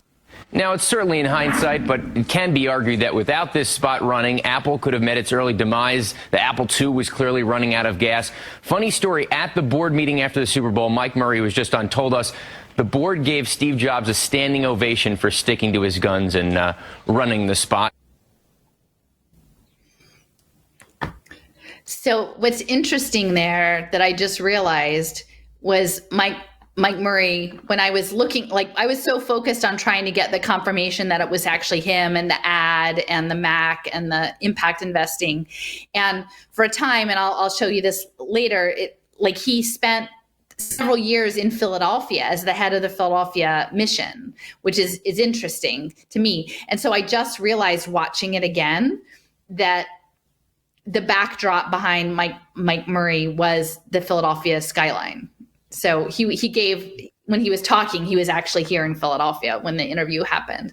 So that must have been between 2007 and 2010, probably. So I want to just speak to the messaging there, because what essentially they're trying to say is that everything is gray, everything is one people, one ideology, one overarching look, and then the woman comes and breaks that apart, right? And so the narrative that is being fed there, I believe, is, a totalitarian unity versus personalization, right? Because that's what's coming later, is everything is personalized. You get your own personalized stuff. You're not just some guy in a gray jumpsuit. You're yourself. You're your identity, right? Like you can wear all your rainbow colors and you can have every metadata icon. You can be you. You can be you this week. You could be a different you next week, and everything is personal. Because ultimately what the global consciousness wants up to a point is these unique data points. It actually wants variety. The singularity isn't going to be created in a mass scale of single totalitarian, hegemonic, homogenous human capital. It wants distinct and unique minds. It wants digital twins that are all uniquely identifiable. And I think that's it's the pit. Really, yeah, we don't want to live in a gray totalitarian world, but the inversion is they've sold us on personalization as the answer, and yet it wants us to want personalization because that's what it wants most of all. And that's why the education system is being set up with AI, that you have your cybernetic feedback loop and you do you are just you, and you're not like anybody else because you're being data mined as a unique commodity in that. So I think that that's kind of an interesting, it just occurred to me as I was watching, I was like, that's the messaging. Again, I'm not saying that we should embrace uniformity either, but we have to understand how they embed the catch in the cell that they want you to embrace their branding. Well, it's not it's not even real. The personalization is artificial. It's a facade, really. It's like you can wear a whole bunch of different brand clothing, but they're all from the same companies, like, you know what I mean? Like it's still pretty uniform. I would argue that it's not, there's not a lot of uniqueness, in thought or even expression amongst humanity within these media, driven society and culture. You know what I mean? It's kind of a faux personalization. You know what I mean? It's not real. No, I agree. It's like you can have a different color shoes. Whoop-de-doo. Right. Right. Here are your emoticons. You have these gestures. Here's 5 gestures. Which one do you want? Right? Yeah. You represent yourself. Just the shrug? Is it the shrug or is it the hand? What is the gesture? But you've got 5. That's all you've got. And so it's, in some ways, it's the AI narrowing human experience so that it's legible to the machine, and yet at the same time selling it to you that you can identify yourself through the tools it gives you. Yeah. Well, like when I was in high school, I was kind of an outsider, and, I was into heavy metal. So I was wearing my thing. But then other kids were, the outsiders, whether they're like into The Cure or whatever, they wear the darker clothes, and yes, they're a minority and they're expressing themselves in a different way. But then it's like, they have these stores called Spencer Gifts and Hot Topic. It's still a corporate thing. You're still like buying their shit, and you think, oh, I'm being, because I'm not dressing like everybody else in my school. You're still, you're still trapped in their thing. They're like, okay, we'll give you this sardonic, ridiculous T-shirt that you can wear that to express yourself, but you're still expressing yourself through their manufactured culture. Anyway. Right. And that's for both the sales, and then I do think that it is to narrow life so that it can understand life. So that the full diversity of human existence and the existence of the natural world and the interplay of that and the chaos of all of that becomes dampened down into something that is more easily consumed by the algorithm. I feel like it's both things. So you want to keep going. This is his bio. It was on the BYU website, but it says he's been involved in poverty alleviation and self-reliance in the developing world since 2000, and that he's on the board of Unitas, an award-winning family of related independent entities, right? Focused on impact investing and grant making. Over 50 million families are impacted through Unitas's investments and partnerships. Let me just say that again. Over 50 million families are impacted by the investments and partnerships that this individual is part of. And he got his start marketing the Macintosh. That's a lot. And it's global. And that's part of what, I was talking about with, the What's Left people this week, is that when we're talking social control mechanisms, at least within these social media spaces, alt media spaces, they tend to largely come from a middle class. Maybe, I have a bit of padding that I can invest in some crypto or do some things, but it's not actually looking at the developing world, impoverished communities. That's rarely brought into the conversation. It's like me, which I get. Like, I know that people want to make sure that they're okay and their families are okay. But if you're not actually zooming out to look at how the whole machine works, and you're just staking off, how do I take care of me? You don't understand the scope of the problem. Like, the scope of the problem is that tens of millions of people are already sucked into this thing. These systems that are going to become even more repressive. But if you're not even willing to look at what that system was, you're not going to be able to strategize well about how to start to dismantle it. So Anyway, yeah. So, and this is very important, like self-reliancy, the financial inclusion. Like I get the sense that there are a lot of impact investors that are looking to monitor how poor people manage their money. And this is going to be tied to UBI, I believe. You'll get a little bit of money, and then they're going to track every single choice you make about how you use your money. And it's going to be digital, so that they're going to be able to scale that. And so this is just the board space. Again, you can see the hexagons, right? He's Mike Murray is in the middle. So it says he has worked directly for Steve Jobs, Bill Gates, and Steve Ballmer. So these are all people who are very deeply involved in the human capital finance space. And Steve Ballmer, his wife Connie, was on the board of Strive together. And it says from 2007 to 2010, he was the mission president in Philadelphia here. And he has an engineering degree and an MBA from Stanford. Okay, so he was here, like surely hobnobbing with the connected folks in Philadelphia, probably also the technology companies and the people who were setting up the human capital investing. If you want to keep going, there's an image of the temple that was built here. It was after the groundbreaking, I think was after he left, but it was announced, I believe, in 2008. And the groundbreaking, yeah, so it was, it was open in 2016. So he was not here the whole time, but for probably the time that he was here, there would have been, I'm assuming maybe they need to fundraise some. I don't know that they can just pay cash for everything, but it was a $70 million project. And I have to say, I mean, it's quite an impressive building. It's, as they say, it pays homage to colonial Philadelphia. So if you understand, again, the manifest destiny narrative, the myth of what the U.S. is and its democracy, that this would reinforce the colonial mentality, like that makes a lot of sense. And I do remember at the time that I had a woman that I knew who had a friend of a friend, was involved maybe in managing some of the financial assets of the church. And it was while the schools were in such rough shape. And they were like, oh yeah, no, the church, if they wanted to, they could just take care of all of the education money problems just like that, like no problem, right? There's just like so much money. So again, how the money is deployed. And, I'm not critiquing their right to spend their money to build their houses of worship the way they like, but it's not an insubstantial amount of money. And I know that there's considerable investments that are also being made into the tech and the biotech spaces, which are going to be building up the metaverse, even as in the material world, the temples are built up as well. Think different. That's how the film ended. Think different. Again, the apple. I talk about ignorance is bliss, right? Do you take the bite out of the apple or not?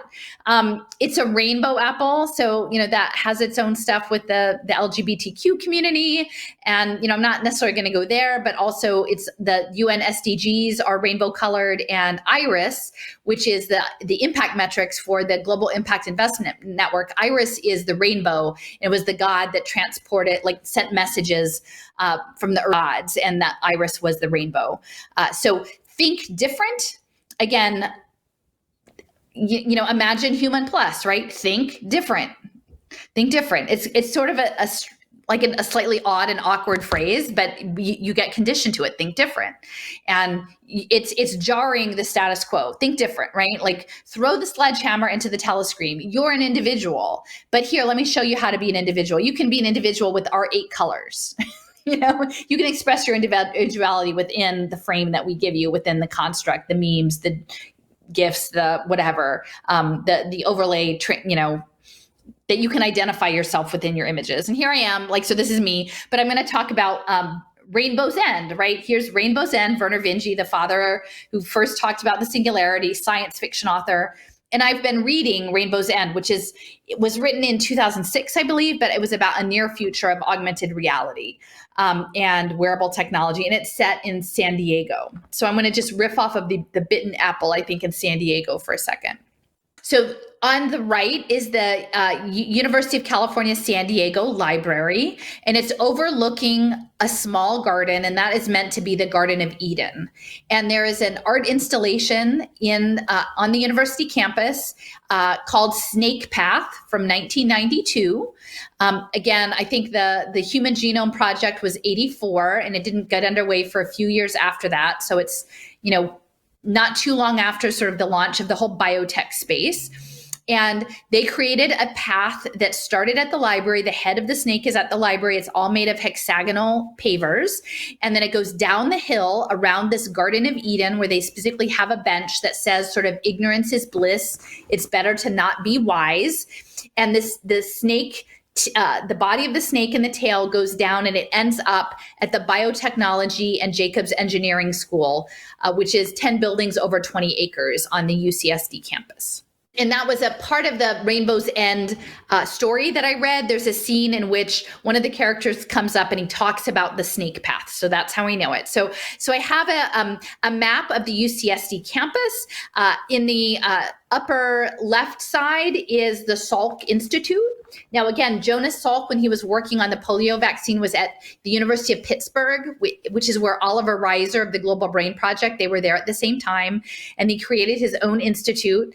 And the second arrow is the library and the snake path and the engineering building. And then the bottom right is actually the LDS temple in La Jolla, in the San Diego area. So it's literally the same highway exit, more or less, as the UCSD campus. And a lot of it is the biotech hub as well. And then along the path, going down the snake path, is a large book. It's a replica of a book of Milton's Paradise Lost. Okay, so this is the book. It's on the snake path.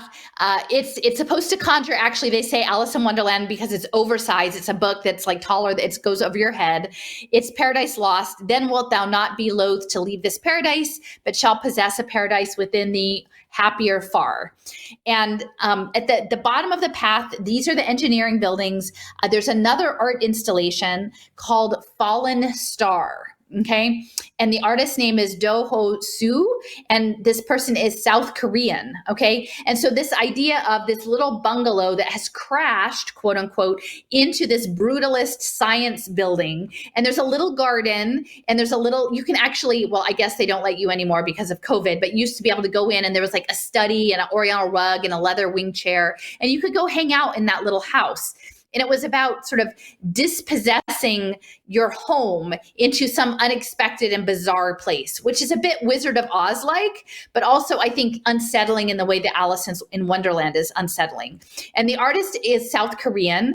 And, I talked a little bit about this on my last podcast with What's Left, but this ICUS organization that was fronted by the Reverend Sung Young Moon of the Unification Church, which is CIA money, that they were sponsoring these global conferences of high-level scientists since the 1970s, from 72 to 2000, to integrate all of the sciences and to bring everything together. And they talked about South Korea unifying the world, that South Korea would bring together the European Western world with the global South, and it would be united through Asia on a peninsula, and it would be South Korea.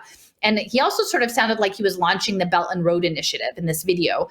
But I will point out that might seem kind of bizarre, except for South Korea is the leading company in the creation of the metaverse, in the creation of the metaverse right now. So if you imagine a new reality of unification within the metaverse starts to make sense within the Global Brain Construct project. And when Jason and I were in Austin, we tried to film a little bit outside the Samsung plant, because that's the chips and the blockchain and the phones, all of that's going to be feeding the networked hive mind. And now I think they've got a much larger plant planned for the Austin area.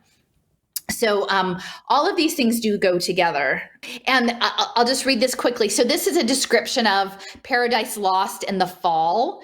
And it talks about that there's no surprise that images of falling occur throughout the poem, right? So you've got fallen star, you've got this fallen bungalow on the building. And then it says, to be fallen is to have sinned or disobeyed God, but people make themselves fall. There is no fate or other forces. And so I think this goes back to the idea of autonomy and free will and choice, that we are presented with paths, as they said, like the Alice in Wonderland in the beginning, and then it's upon us to try to navigate in good faith in relationship to what we understand of our God. And then this is a map, just a closer up detail of the campus. You'll see near the top is the engineering school and the library where the snake path is. You can see the bit of a curve. To the one side is the Kavli Institute for Brain and Mind. And the Kavli Foundation has been funding all sorts of neuroscience projects all over the country. You've got biomedical research, the Center for Neural Circuits and Behavior, and the UCSD Center for Circadian Biology. So this is all this sort of biotechnology hub in conjunction with the Veterans Affairs in San Diego healthcare system. And literally like less than a mile or so away south of there is the La Jolla temple of the LDS church, right in the middle of all of this. Has John Muir entered into your research at all? You mean the parks? Yeah. Like there's a bunch, John Muir College and there's a John Muir College. And I just, he was like the outdoor national park guy. I was just curious because when I was down there there was a lot of like things honoring him. Like, well, see, a lot of it though is like, yeah, I think the idea of, I've revisited my understanding of national parks in terms of the indigenous stuff too, right? It's like, oh, we know how to take care of this. Like, you can't be here, right? We turned it into a park. You can't pray here. Israel does that. Here. They have they plant trees. Where they've raised villages. They have these whole tree. You can pay money to have a tree planted in Israel, but they're actually planting the trees on villages, Palestinian villages. And then same thing is like they make these national parks or whatever. Anyway. Yeah. So this is probably one of the things I thought was most interesting about the Mormon Transhumanist Association conference. And I will say that they have all of the talks online now on their website, so on their YouTube channel. So you should check them out. They're each about 20 minutes or so. And this one was actually Scott Stornetta. And, I've been doing a lot of research on, blockchain, and I mostly look at it not from a finance crypto space, but from the decentralized ledger. And so what I learned from his talk was that he and his partner in, I think that the mid to late 90s, they were working at Bell Labs in New Jersey, and they were initially trying to develop the decentralized ledger system, and they were having a hard time about it. And then they thought they might do a proof that they couldn't do it. And then what he realized having dinner with his family at the local Friendly's restaurant was that the whole world could be a witness. And so to me, I wasn't aware of Scott Stornetta's work that it sort of predated whoever like Satoshi Nakamoto is.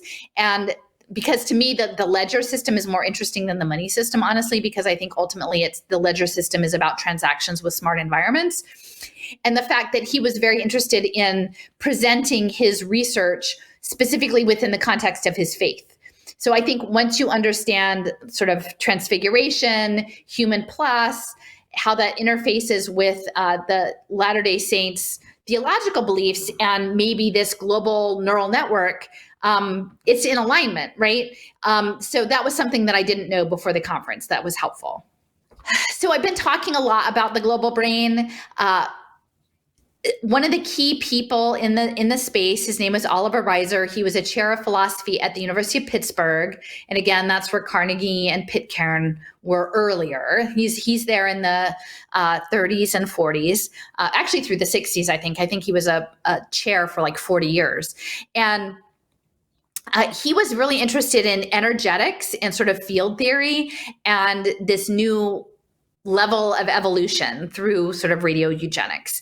And so I've been taking very good notes. It's nice. There's a reprint. My friend Steffers gave me this copy, which was really lovely, but you can order yourself a copy of The World Sensorium. He's published several books. I have another book called Cosmic Humanism that comes later, but this one is actually fairly readable. The other one looked a bit dense. So this is a good starter. And I've been underlining the pages and tweeting them out. So you can find me at Philly852, PHILLY852. You can see some of the stuff I've tweeted from this book. But I found this particularly compelling, talking about the creation of an age where there would be a new religion growing out of scientific revelation. And that there would be a universal temple, a hookup of exquisite edifices with incense, colors, and music to soothe the senses, and a radio voice that speaks to all as one, so that a kind of mass hypnosis is achieved. and individuals feel themselves joined in a unitary consciousness. Quite a fanciful idea, isn't it? With all good wishes, cordially yours, Hilton Rice. So Hilton Rice, Conrad Hilton Rice, was a correspondent with Reiser, and evidently they were very close, even though they only corresponded for 2 or 3 years. He was a child psychiatrist or psychologist in Montgomery, Alabama, and was affiliated with the parapsychology lab at Duke University. And the individual who ran that lab, he ran it for like 30 or 40 years. His name was J.B. Rhine, R-H-I-N-E. And Mr. Rhine was affiliated with the UK Institute for Psychical Research that created an American division. And so his work on extrasensory perception was sort of beyond that. But if you understand what we're talking about, radio eugenics, religion, the religion of science, and then using these sensory things to program you, right? Odor, colors, music, a radio voice, a unitary consciousness. Now, it sounds more pleasant than the Mac ad, but if you kind of just did it with gray, like all you got was like a stinky smell and gray and bad music yelling at you, the telescreen, like it would be kind of the same thing, this unitary consciousness. So this was his proposal. And then right after he wrote this last letter, he like dropped over dead unexpectedly. So that was kind of strange. But I wish I could say that this stuff was loopy and out there, but when you see the people, like when eventually I'm going to get this all published, all of the people connected with Julia Stolman and Fritz Kunst and Pitrim Sorokin and Irvin Laszlo and these systems theorists and Oliver Reiser, they're very high level people. They're people who are connected with the Manhattan Project, with theoretical physics, with extra sensory perception, with cultural practice of indigenous people. They're trying to break in to consciousness.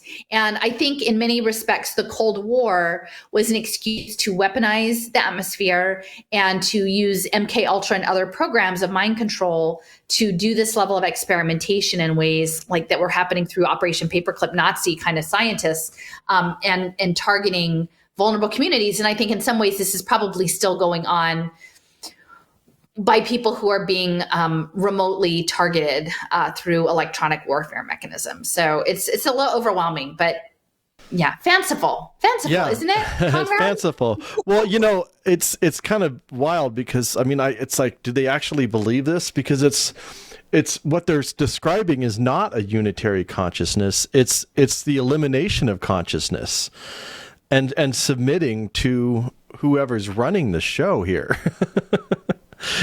This is terrifying. No. But see, the thing is, like, it's Soma, right? And I think, to me, I read that and I'm like, that's the metaverse. They want to invite you in. They want to hold up the apple and say, this is such a nice apple. It looks really tasty. Don't you want to have some? And like, come on in. And not that meta, like Facebook meta, like all of it.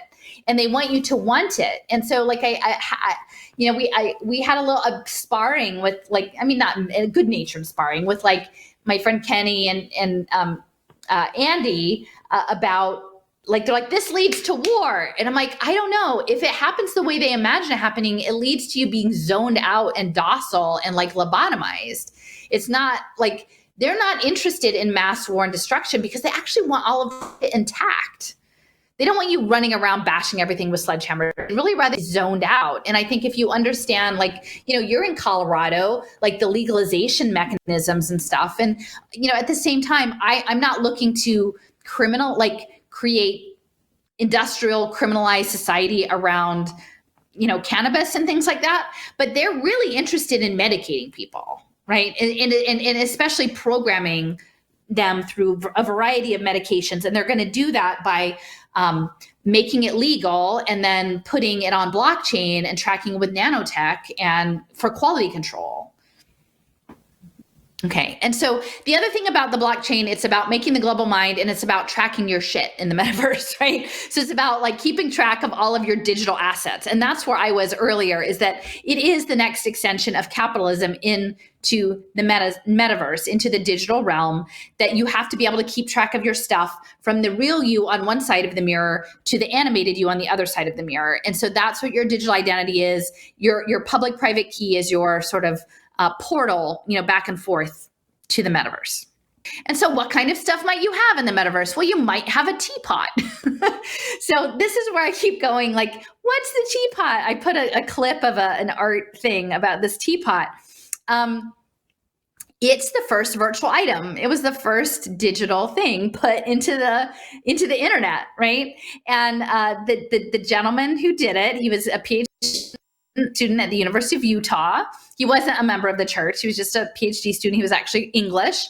And they were modeling mathematically material reality, right, in the digital space. And he wanted to develop something that had this, I don't know how you say it, Bezier curves, Bezier curves. And so there's something wonderful about this teapot that it has these curves, it has a handle with a hole in it.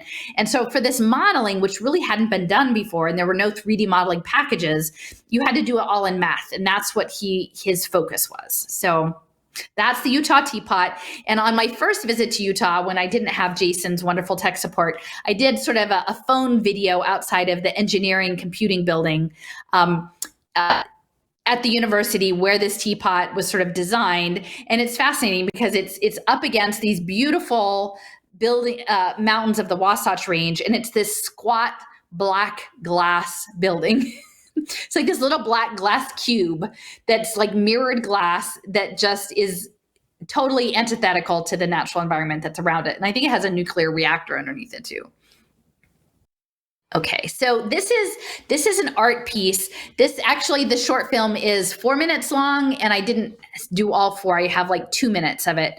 But I will draw your attention to, this is supposed to be a representation of the idea of having this idea of modeling the teapot. And the woman will say, this was going to change the world. Okay, so if you imagine what the metaverse is, like creating this whole new empire, it really is changing the world. And when they stand up like the first time they stand up and have a very awkward pose with their arms that are straight out to the side, that is like a character rig that you use when you have a video game designed person before they've been programmed to do anything, walk around, move themselves. They just hang like zombies, like a T-shaped zombie. And so I really do feel like that initial move where their arms flail out is an echo of that. So you want to?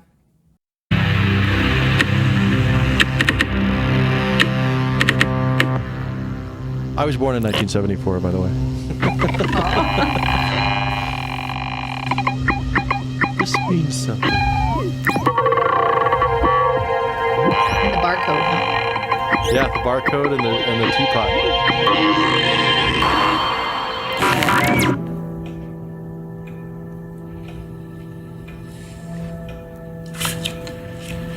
Oh my gosh, the wallpaper, that's the design from the movie The Shining. Is there something bothering you? That's the same radio from Cliff. I'm so sorry, darling. I know how tedious it can be to talk about work as we dine, but I'm struggling to find a suitable object to model for my research. Like I said, something simple enough, but also complex. You know, discernible, but... I haven't the foggiest why you worry. You could draw anything.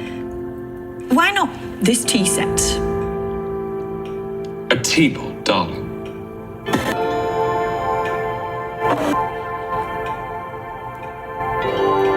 A teapot? A teapot. Although you do realise how extraordinary this could be. Extraordinary? It will transform culture. Transform culture? MTV, sat-navs, special effects. This teapot could change things forever. A teapot?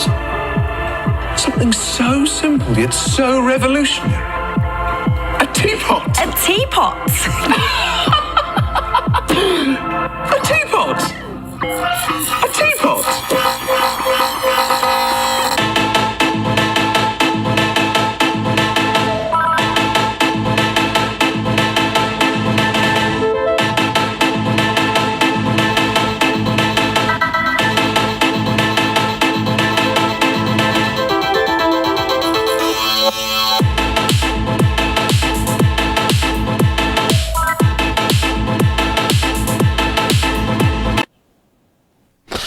Alrighty then.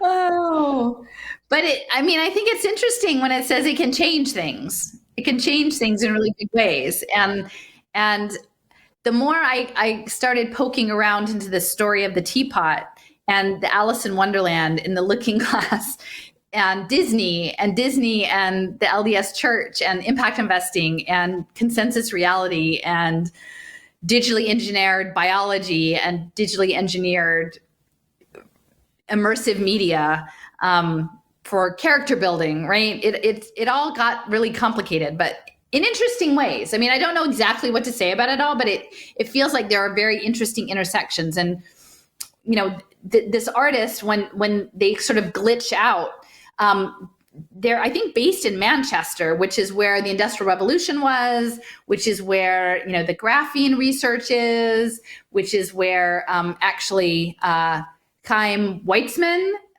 who was working on acetone, I think in World War I, that he did his research in Manchester. And then from that, like, kind of leaned on Balfour for the Balfour Declaration, because he did such a good job with this acetone that was needed for the munitions in the First World War. So that's Manchester. Like, there's a lot of overlaps with the artist being from Manchester. And then these glitches, to me, it feels like these breaks in time and these alternate dimensions. And there's the math world, right? There's the kitchen with the wallpaper, but then you get transported in that sort of weird waving sort of motion that they have into the math world. And that's something that we talked about a little bit when we were at the Atlas Research Center at UC Boulder, which is like the interdisciplinary art and content creation space, is that they're trying really hard to make new interfaces so that non-mathy people can begin to interact with the digital world that is math in ways that are more intuitive for non-math people. And so it's kind of laying bare the underlying mathematical structure of the material world that most of us aren't aware of. So it's Martin Newell. That's a picture of Martin. There's a teapot behind him. It was a Melita teapot and Friesland porcelain, and it was manufactured in Germany. So it's a German teapot. And it was actually purchased at the Zion's Cooperative Mercantile Institution. So I think that's interesting because it's one of the state's first like department stores, and it's set up as a cooperative venture. So I'm going to talk about that a little bit more later. But you know, I do have the source for this article that has a lot more detail about Martin and you know, the teapot. This is from a slide deck, so it sort of shows how it's modeled with wire mesh. And there are all sorts of things that people played around with this idea of the teapot later. So then you have the hovering teapot with shadows, and this is all about modeling and making things look real. And that's what I would say in my Rainbow's End book by Werner Vinge that I've been doing. A key part is wearing an augmented reality and being good enough so that actually when your holographic version of you is walking around in the real world, that the math is right, so that your feet are actually on the floor and not hovering or sunk into the floor. That there's all of these sort of calibrations that have to happen for the augmented reality space to work. And that's something that we talked about in the geospatial area, and the atomic clock is all of the coordination and the math that happens with it. So Martin Newell, he decided to do the teapot, and then he created the math for it, and then he had to do it all by hand because there's no software, and then he sort of put it into the digital world. Now, I was kind of curious how Martin Newell, this UK guy, came to Salt Lake City, right? Because that seems like, I mean, no offense, like I really actually did enjoy Utah quite a bit, but that seems like a stretch to come there in the early 1970s. So before, I was like, so what was he doing before? Well, before he was working at something called this Computer Aided Design Center in Cambridge in the late 1960s. And they were using essentially like the supercomputer of the UK of that time, this Atlas II computer. And there were only two in the entire country. One was being used by their atomic weapon systems, and then one was being used in this design center, and it was part of a timeshare installation program. But a lot of the individuals who were a lot of the entities that were using the timeshare program also had links to sort of defense and military contracting and GCHQ. So, so that's the 67. So this is at Cambridge, and that's a picture of it. So if you wonder, like, where did the metaverse start to come from? Like, where did these things come from? You know, it came from like lots of lockers and metal cabinets full of circuits, you know, and that's how it started off. So Tony Benn, he was the Minister of Technology. He set up the center. It's interesting because his father was like the secretary to India in the late 1920s. So he has this sort of connection to India. You know, the government is underpinning this, getting this set up. They had this extra computer at Cambridge, so that's where they decided to put it. And you can see in the underline that Dick Newell and Martin Newell, who I believe are brothers, were both working there as of 1970. So the Utah Teapot is 1974. So they weren't there a really long time, or Martin wasn't there a long time. I think Dick was there longer. And if you're interested in some sort of computer nerdy, sort of interesting factoids, this is sort of a half-an-hour interview, and it's linked to here, but it's about the early history of the CAD Design Center. And in this, I found some interesting bits of information, again, about the timeshare, about the defense contracting, about sort of the structures of how it was set up, about some of the mechanics of how it all operated and the interfaces. But again, it was they emphasized that this was the top of the line super computer of its age, right? And so again, you situate Martin Newell in that he's, you know, I'm assuming a relatively young guy who's got a job at like one of the top supercomputers in the UK. What's got him to go over to Salt Lake City to go to the University of Utah? I mean, that seems kind of far, right? So I was just wondering how that works. So I found a bit more out about that. Okay, so at the time, the University of Utah was being remade as a center for computer graphics. So its focus, and when I've been doing a lot of research into the tech space, and, you know, I'm not an expert at it by any means, but, you know, there's the standard, Stanford, MIT, Urbana-Champaign, UT Austin. There were some of the key players in early computing. I had not really heard of the University of Utah until I started doing my research for my first trip. So it was made to be a center for graphic design, which is the metaverse, and file compression. So to keep the file sizes, because the metaverse is going to take up a lot of storage, right? And so the gentleman came from a Berkeley project, this Project Genie, David Evans, and he was sent sort of to Utah to make this program happen. And this guy, Robert Taylor, I believe, he was working under Joe Licklider, and he awarded this big $5 million grant to make Utah that center. It didn't just happen by accident. It was remade in 1968. And again, this is right around the same time that they're setting up the ARPANET, that they had that Alta conference. Okay. And it says that Taylor would bring many to CSL, many Utah students, including Curry, Flagle, Martin Newell, and John Warnock. So, that's sort of how it was all interfacing.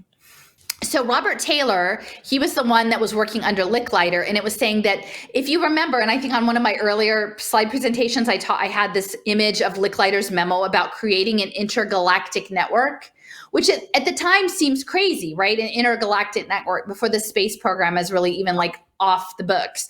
But if you understand it possibly as an interdimensional network, right? And a bioelectrical network where you're transcending material reality, that intergalactic thing might not seem so far out, right? And then moving this from time sharing, which is what they had, to a packet switching network, a decentralized packet switching network. Now, I've read that before, but if you think about it in the context of decentralized meaning like a blockchain, and packet switching meaning like neural signals, then you start to feel like it's more like neural networks, right? Like blockchain neural networks and the Global Brain Project, that they were trying to move into this paradigm that would lead towards this cybernetic, like one world cybernetic consciousness. That Taylor, who was again funding the project at Utah, was behind the man-computer symbiosis, and that he envisioned this future that was based on a vision that Vannevar Bush actually had, that people would have their individual personalized computer units with monitors and keyboards and mice.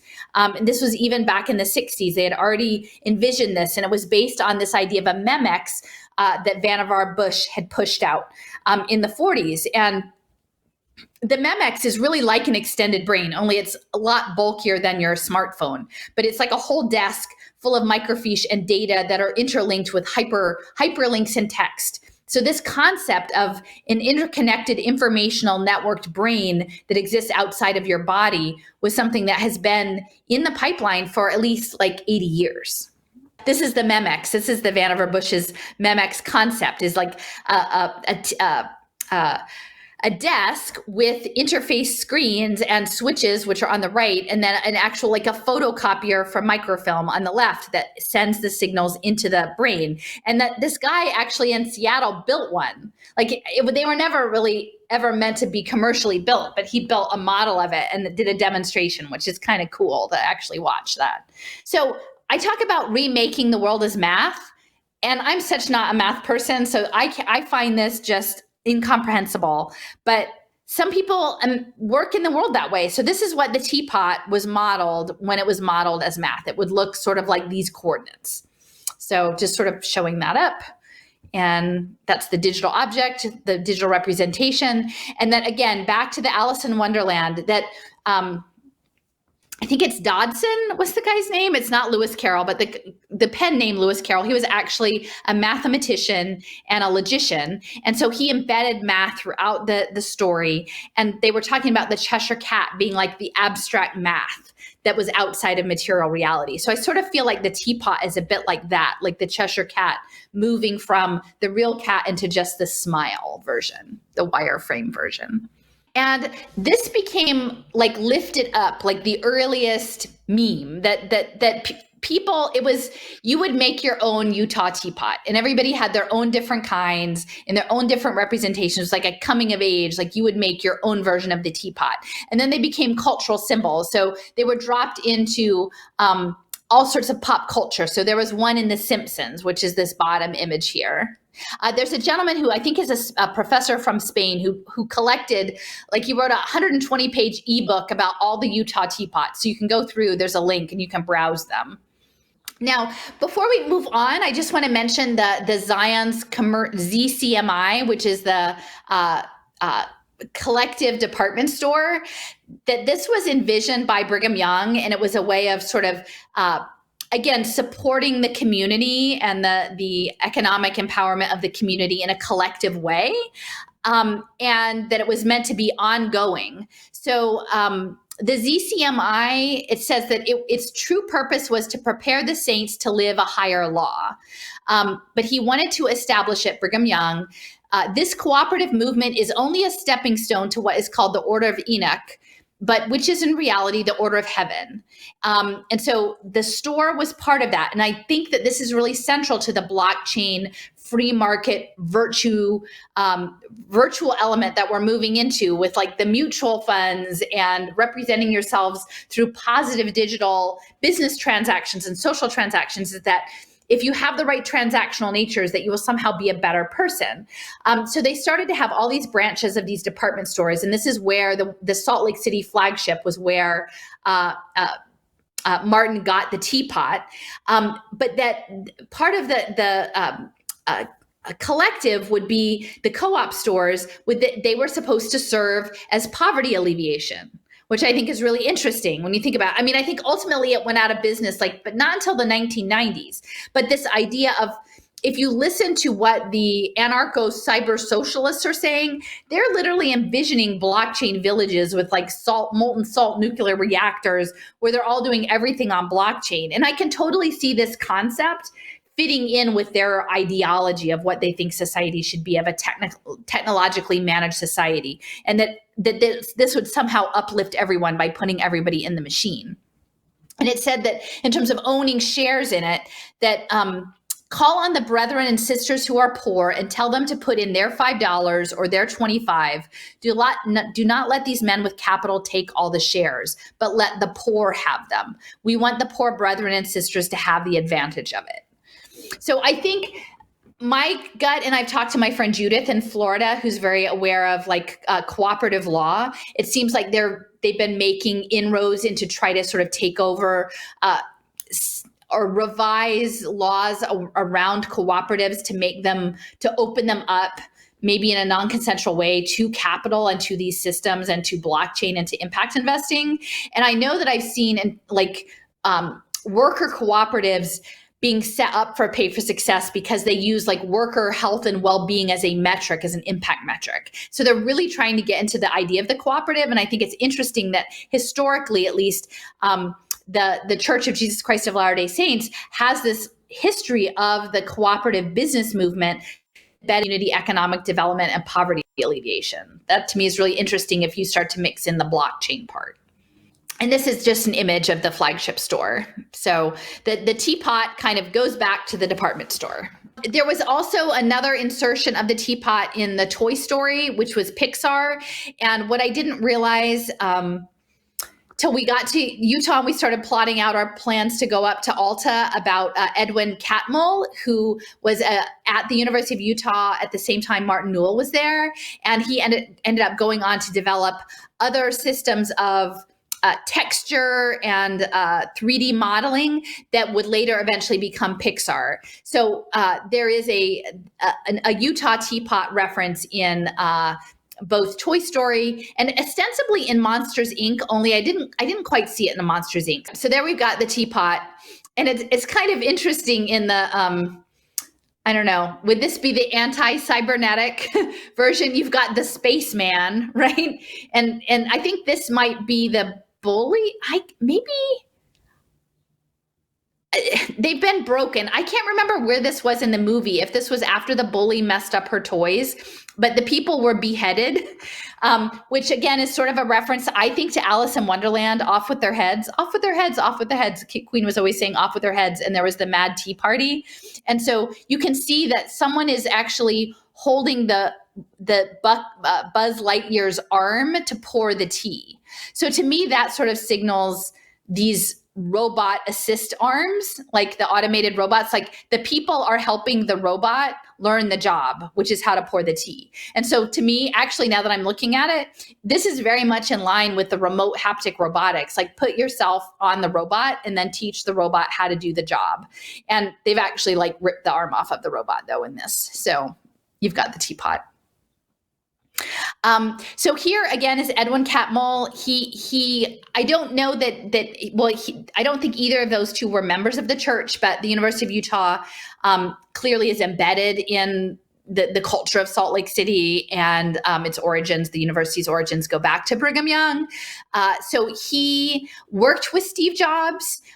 They were working again at his doctoral degree was computer graphics and three-dimensional curves. So getting the curves right in math, that's the hard part, right? Nature is all about curves, and getting the curves right is tricky. So he was doing texture mapping and curves, and to try to creating systems that would help build the metaverse. But in the meantime, it was building up a digital media empire, or adding to Disney's digital media empire. I'm not sure where to go with this, but there was a whole article and a number of references that say that Ed Catmull has aphantasia, which is interesting because of like Fantasia being the Disney movie, but aphantasia, that when you close your eyes and try to picture something, you can't picture anything. And that evidently in many high-level animators, that's not unusual, that people have that mental, that whereas other people can picture something in their mind's eye, they can't. So I think that's interesting. So he created this technology. It got pulled into the Industrial Light and Magic with George Lucas, and then in 1986, Steve Jobs bought it. And then in 2006, it became part of Disney. And so he was part of this sort of business makeover of Disney through Pixar. But, for the life of me, I'd never heard of there being any connection between Disney and Salt Lake City or Utah before. So there's a whole chapter in this book. And I'm not sure why they say the Mormon influence at Disney, because I know the members of the church usually use LDS, but that's how it's framed. But there's some key figures in the early history of Disney that actually go back to the church and to Utah. So I have a link to this chapter. I'm going to go into it a little bit more. So this gentleman, Eric Larson, he was a key animator for Disney. He was a member of the church. He started out in 1937 doing Snow White and the Seven Dwarfs. And pretty much every single major Disney film, like throughout my childhood and into the 80s, Eric Larson had some role in. So he, in Snow White, he animated the forest animals and some of the dwarves. In Pinocchio, he was the animation director for Figaro, Cleo, marionettes and donkeys. Later on, he was an animating advisor for Thumper and the Owl. He was sort of a key figure. And what I found out later, these are called the 9 Old Men. Disney had these animators they called the 9 Old Men, and he was one of them. And then when the time came to train the next generation of animators, that was his special talent, was sort of being a mentor to younger animators. So he was very central. And there were other individuals that were key between the church and Disney as well during this time. So, I'm just feeling very much that that the teapot is kind of a reference to the Alice in Wonderland Tea Party and the metaverse, when they were that it didn't just happen to be a story of like meeting with his is when you do the teapot. I feel like there is a reference, like why the teapot was chosen beyond just the curves, and that has a cultural resonance to it. And so this is connected to Disney. Larson was an animator for Alice, and that the Mad Hatter's Tea Party was central because, again, it's something that on the surface should be social and normal and nice and something you look forward to, only the rules are messed up and everyone is made uncomfortable and everything is mad. And within the Wonderland, Alice, who is a normal person acting normally, everything that is normal in the world of inversion becomes abnormal. And I think for many of us, that's what we feel like we've fallen in through the looking glass, in that many things that used to be normal have now become dissident behavior, right? That perceived of things that you could never imagine would be made to be aberrant behavior have somehow become aberrant behavior. And that the looking glass world is a part of that. Again, I want to point out that the idea, Larson helped on Snow White, the idea of the apple, again, is ignorance bliss? Do you take the bite of the apple? What happens next? Again, here it's sort of a witch offering it, so you might be somewhat skeptical. I think the apple is the invitation to the metaverse, the invitation to the blockchain, to the hive mind, to global consciousness. It's going to be made to be very appealing. Like that apple is going to be shined up and made very, very attractive so that you will want to take the bite. But the question is, do you? If you knew the whole story, if you knew where the road went once you took the bite out of the apple, like the Steve Jobs Macintosh apple, would you take the apple? So again, we'll keep going.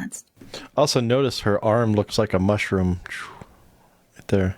Oh yeah. There's a theory that the original apple in the apple of knowledge from the Bible was actually a psilocybin mushroom. There's a theory going around about that. Oh, okay. Yeah.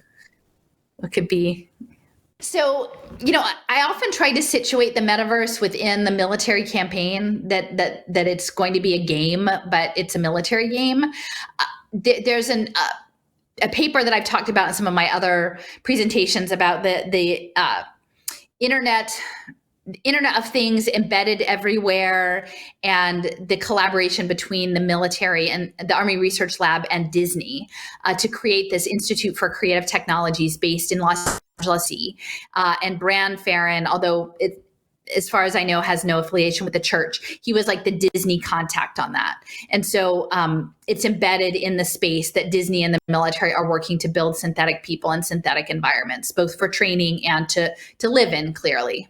When I was sort of going through and tweeting about Pixar and Disney, someone brought to my attention that this woman was just recently elected to sort of a leadership role in the women's education system. Her name is Kristen Yee, and she worked for Disney for 15 years. Now, there was another individual, and his name escapes me, but early on, this is more recent, but back in the day in the 50s, he worked for Disney for quite some time, and he took some time off to help establish like a hot springs resort with his family. He was a member of the church.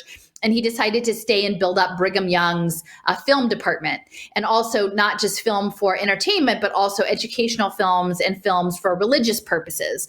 And, I will just point out that if you haven't read Octavia Butler's books, Parable of the Sower and Parable of the Talents, there's a really interesting section in there where she's talking about essentially virtual reality that's tied to evangelism and religious behavior and good behavior within a VR headset.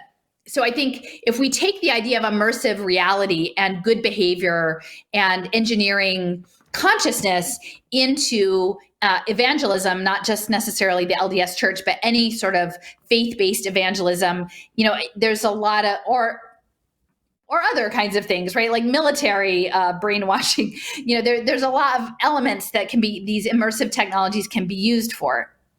So she worked for Disney for a long time, and then she went back and she was getting a master's in public administration at BYU. And BYU has quite a robust, their MPA program is not surprisingly really steeped in social impact investing, as is at the University of Utah. Their business school is very deeply into impact space through the Sorensen family. Again, she got her break into Disney with a Hannah Montana video game, and but she was connected at the top with Bob Iger, who worked also with Catmull. So there are these networks, I think, of animation and Disney and the church that at this point there's only a handful of people, but clearly there's a whole book like with a chapter dedicated to it that you have to start to think about, given Salt Lake City and the University of Utah's positionality in graphic design and computer-aided design and its deep history, how all of that interfaces now that digital media is meant to be a social impact reality engineering space. Okay, and so this is the announcement. So she is one of two counselors in the Relief Society, and that's the women's movement. And so it's religious education and support. And the organization goes back all the way to Joseph Smith in 1842. And so she starts her term, I think in the summer, but it just happened. They were just appointed this month. And so she's going to be serving as the second counselor. But she did work for Disney Interactive Studios for 13 years. So I think, again, it was Disney, but also game design. And so we know that the gaming has the embedded nudging and behavior change, like not specifically just Disney Interactive, but all of the gaming platforms have that embedded. So, and this is to talk about the Ballard Center for Social Impact at BYU. So their MPA program is the Romney Institute for Public Service, and they're all about ethics and social impact. Now, I'm not sure if her Master's of Public Administration included that, but clearly, given the ethos of the LDS Church and Brigham Young's, connection to the church, like if you're working in interactive digital media and impact space, again, will everyone willingly consent and know what these immersive medias are about? And can they give their consent to the data collection? So this is when thank you for bearing with me, Jason. So we did all of our site visits in Utah. Then we went over to Colorado. We went to the NVIDIA office in Boulder. And, at the time we were talking about Cesium, which is here in Philadelphia, and how it relates to the creation of this open metaverse. And the key word here is open, because they need to have common standards, but they need for everyone to be building it, because it's like a bazillion files of all sorts of different experiences that can open and close and pop up and be collapsed depending on your digital credentials on blockchain. And so as long as the standards are the same, everyone can help build them. And then the challenge is eventually they'll probably overlay conditionality for accessing certain files and certain experiences, that you have to have something in your wallet that says that you're allowed to access that, whether that's a financial token or a behavior token to get in there. So this is Michael Cass, right? So that's his name. So he was a guest on the Cesium podcast. He spent 18 years with Pixar. He previously worked with Intel and Magic Leap, and his earliest jobs were working with Apple and actually at an AI research lab in Palo Alto. that was affiliated with the Schlumberger company that Jason, you and I saw the original Schlumberger U.S. headquarters in Houston. And it was primarily an oil drilling company, but using electricity. And something that Raul had brought up in his piece about Texas and blockchain was that Schlumberger actually has been in the AI smart city sensor network zone for a very, very, very long time. For an oil company, it's a very interesting overlap. So we do need to understand when Eric Schmidt says data is the new oil, he's not kidding. It's pretty straightforward. So this is Michael Cass's bio. Again, it says he's a senior scientist at Pixar. I brought him in here, again, more because of the Pixar connection and the Apple and the virtual reality. I don't think he has any connection to Utah per se or the church, but just his connection to NVIDIA and these other, in the Pixar, in the building of the metaverse and the simulation space, which is all built off of the work, not exclusively, but a lot of the work was done by Newell and Catmull. Now NVIDIA is building this omniverse, right? Open metaverse, simulating products and worlds. So everything from the tiniest marble all the way up to the cosmos. You know, NVIDIA is doing it at all levels at really, really high resolution. And I've heard from folks that like with their haptics and their interfaces, like you almost can't tell that things aren't real. Really intricate design. And so here is Cass. This is his LinkedIn. It talks about him working at Apple from 88 to 93, working on these, the computer interfaces. And again, I keep just going back to Apple and, you know, taking the bite out of the apple and then ending up landing yourself in the metaverse as an avatar. And that we're not fully prepared for what's coming to go through that threshold. So this is just a page where they're talking about that they actually, when he was at Schlumberger doing some sort of AI research, that some of those products ended up being used by Pixar, and that when I think it was The Incredibles maybe that won an Oscar for the design, that Michael Cass was in the group that was awarded an Oscar. So everybody was really excited. And that these patterns, that the AI analysis of patterns goes back decades. And you wouldn't necessarily make the connection between oil companies, data analytics companies, video game design, media entertainment, that they're all connected. But I think once you understand that data mining is towards the digital twinning and the synthetic representations of people. And I will just say, you know, for the folks who were directing sort of outrage at the transhumanism piece, that it wasn't a thing. My understanding, because again, I frame it as human plus, it's not just humans potentially with embedded technologies or enhanced capacities, but it's also the digital twinning. So I think maybe if these people understood that the digital twinning was the key element, and for that blockchain is the central infrastructure, and that the conference was really about blockchain. So it's about not transhumanism, I'm going to get a neural link in my brain, but simply human plus transhumanism towards creating a digital twin of yourself, creating a cyborg, a silica-based replica of yourself, that's what's coming. And there was some sort of derisiveness that people weren't concerned about that. They were concerned about their schools. And what I would say is that the competency-based education that goes directly back to Carnegie initially setting up seat time requirements for children to be in school, and now deciding that school is done and that you will do learning outside of school with badges, and that all of that data and metadata will be collected, including social emotional learning data, to build the digital twins, to create the mental model specimens that then can be packaged up and put on a shelf, personalized, right? Like not gray and sad and unified, but bright and shiny and unique, and put in a jar and put on a shelf so the AI can learn it.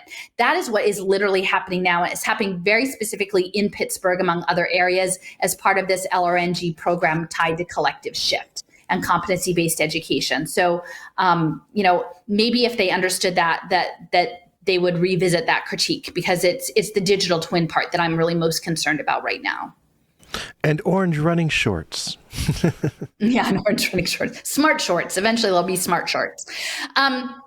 So I think once I start to understand Apple and Steve Jobs, again, remember back to that Dallas, that portal with the owl that says, everyone can speak, but only some are wise. And you've got the DNA programming, you've got the animation programming with Steve Jobs and Up in the Pixar movie. Above, FDR, the World Bank, Eisenhower, DARPA, Churchill, the Atlanticist program, Truman, atomic energy, and the UN.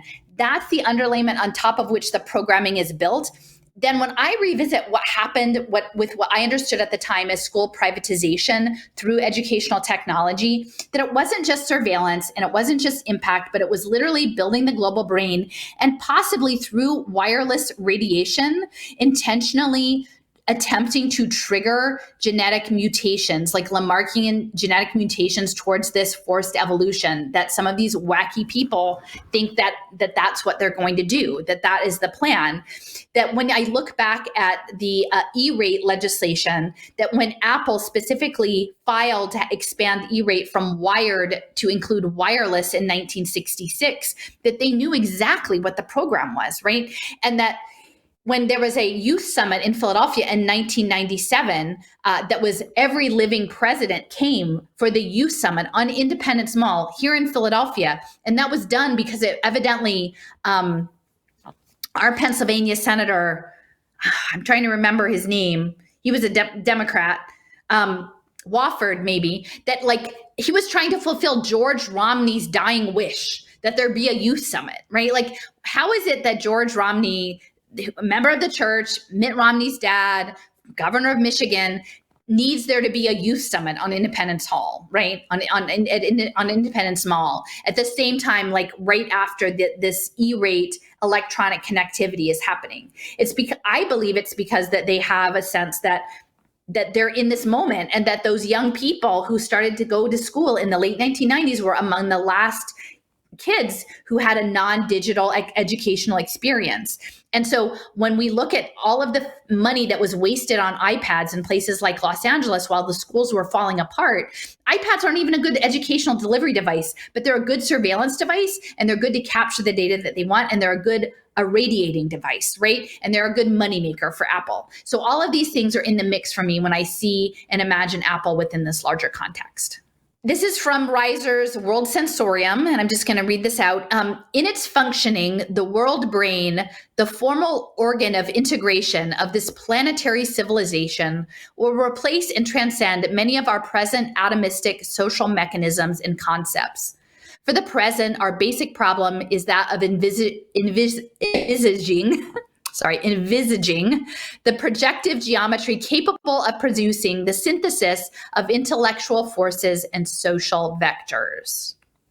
Okay, so they want a world brain, they want an integrated planetary civilization, which is essentially the one world order. They want to erase all of the idiosyncrasies of being human, all of our idiosyncratic and culturally, into our own unique social mechanisms that are related to our histories and our geographies and our foodways and our religions, to integrate it all into this gray version.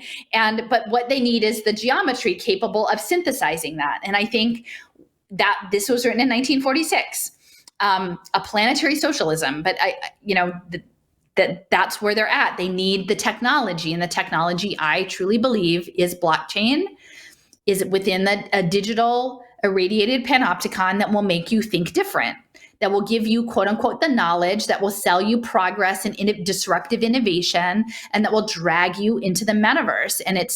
But the metaverse is a military video game to profit impact investors, and ultimately to harvest your soul for this for this consciousness that is a mechanical, it's an attempted, and I don't think it will actually, again, trigger its own sentience, but along the way, how much harm will be done. And I think that Black and brown communities are central to this program. I do believe, because of the amount of resources that the church is putting into impact investing and the apparatus for impact investing, that's a central part of it. And engineered reality through immersive digital media is it. They want to replace our real, actual, authentic material reality with their programmed reality.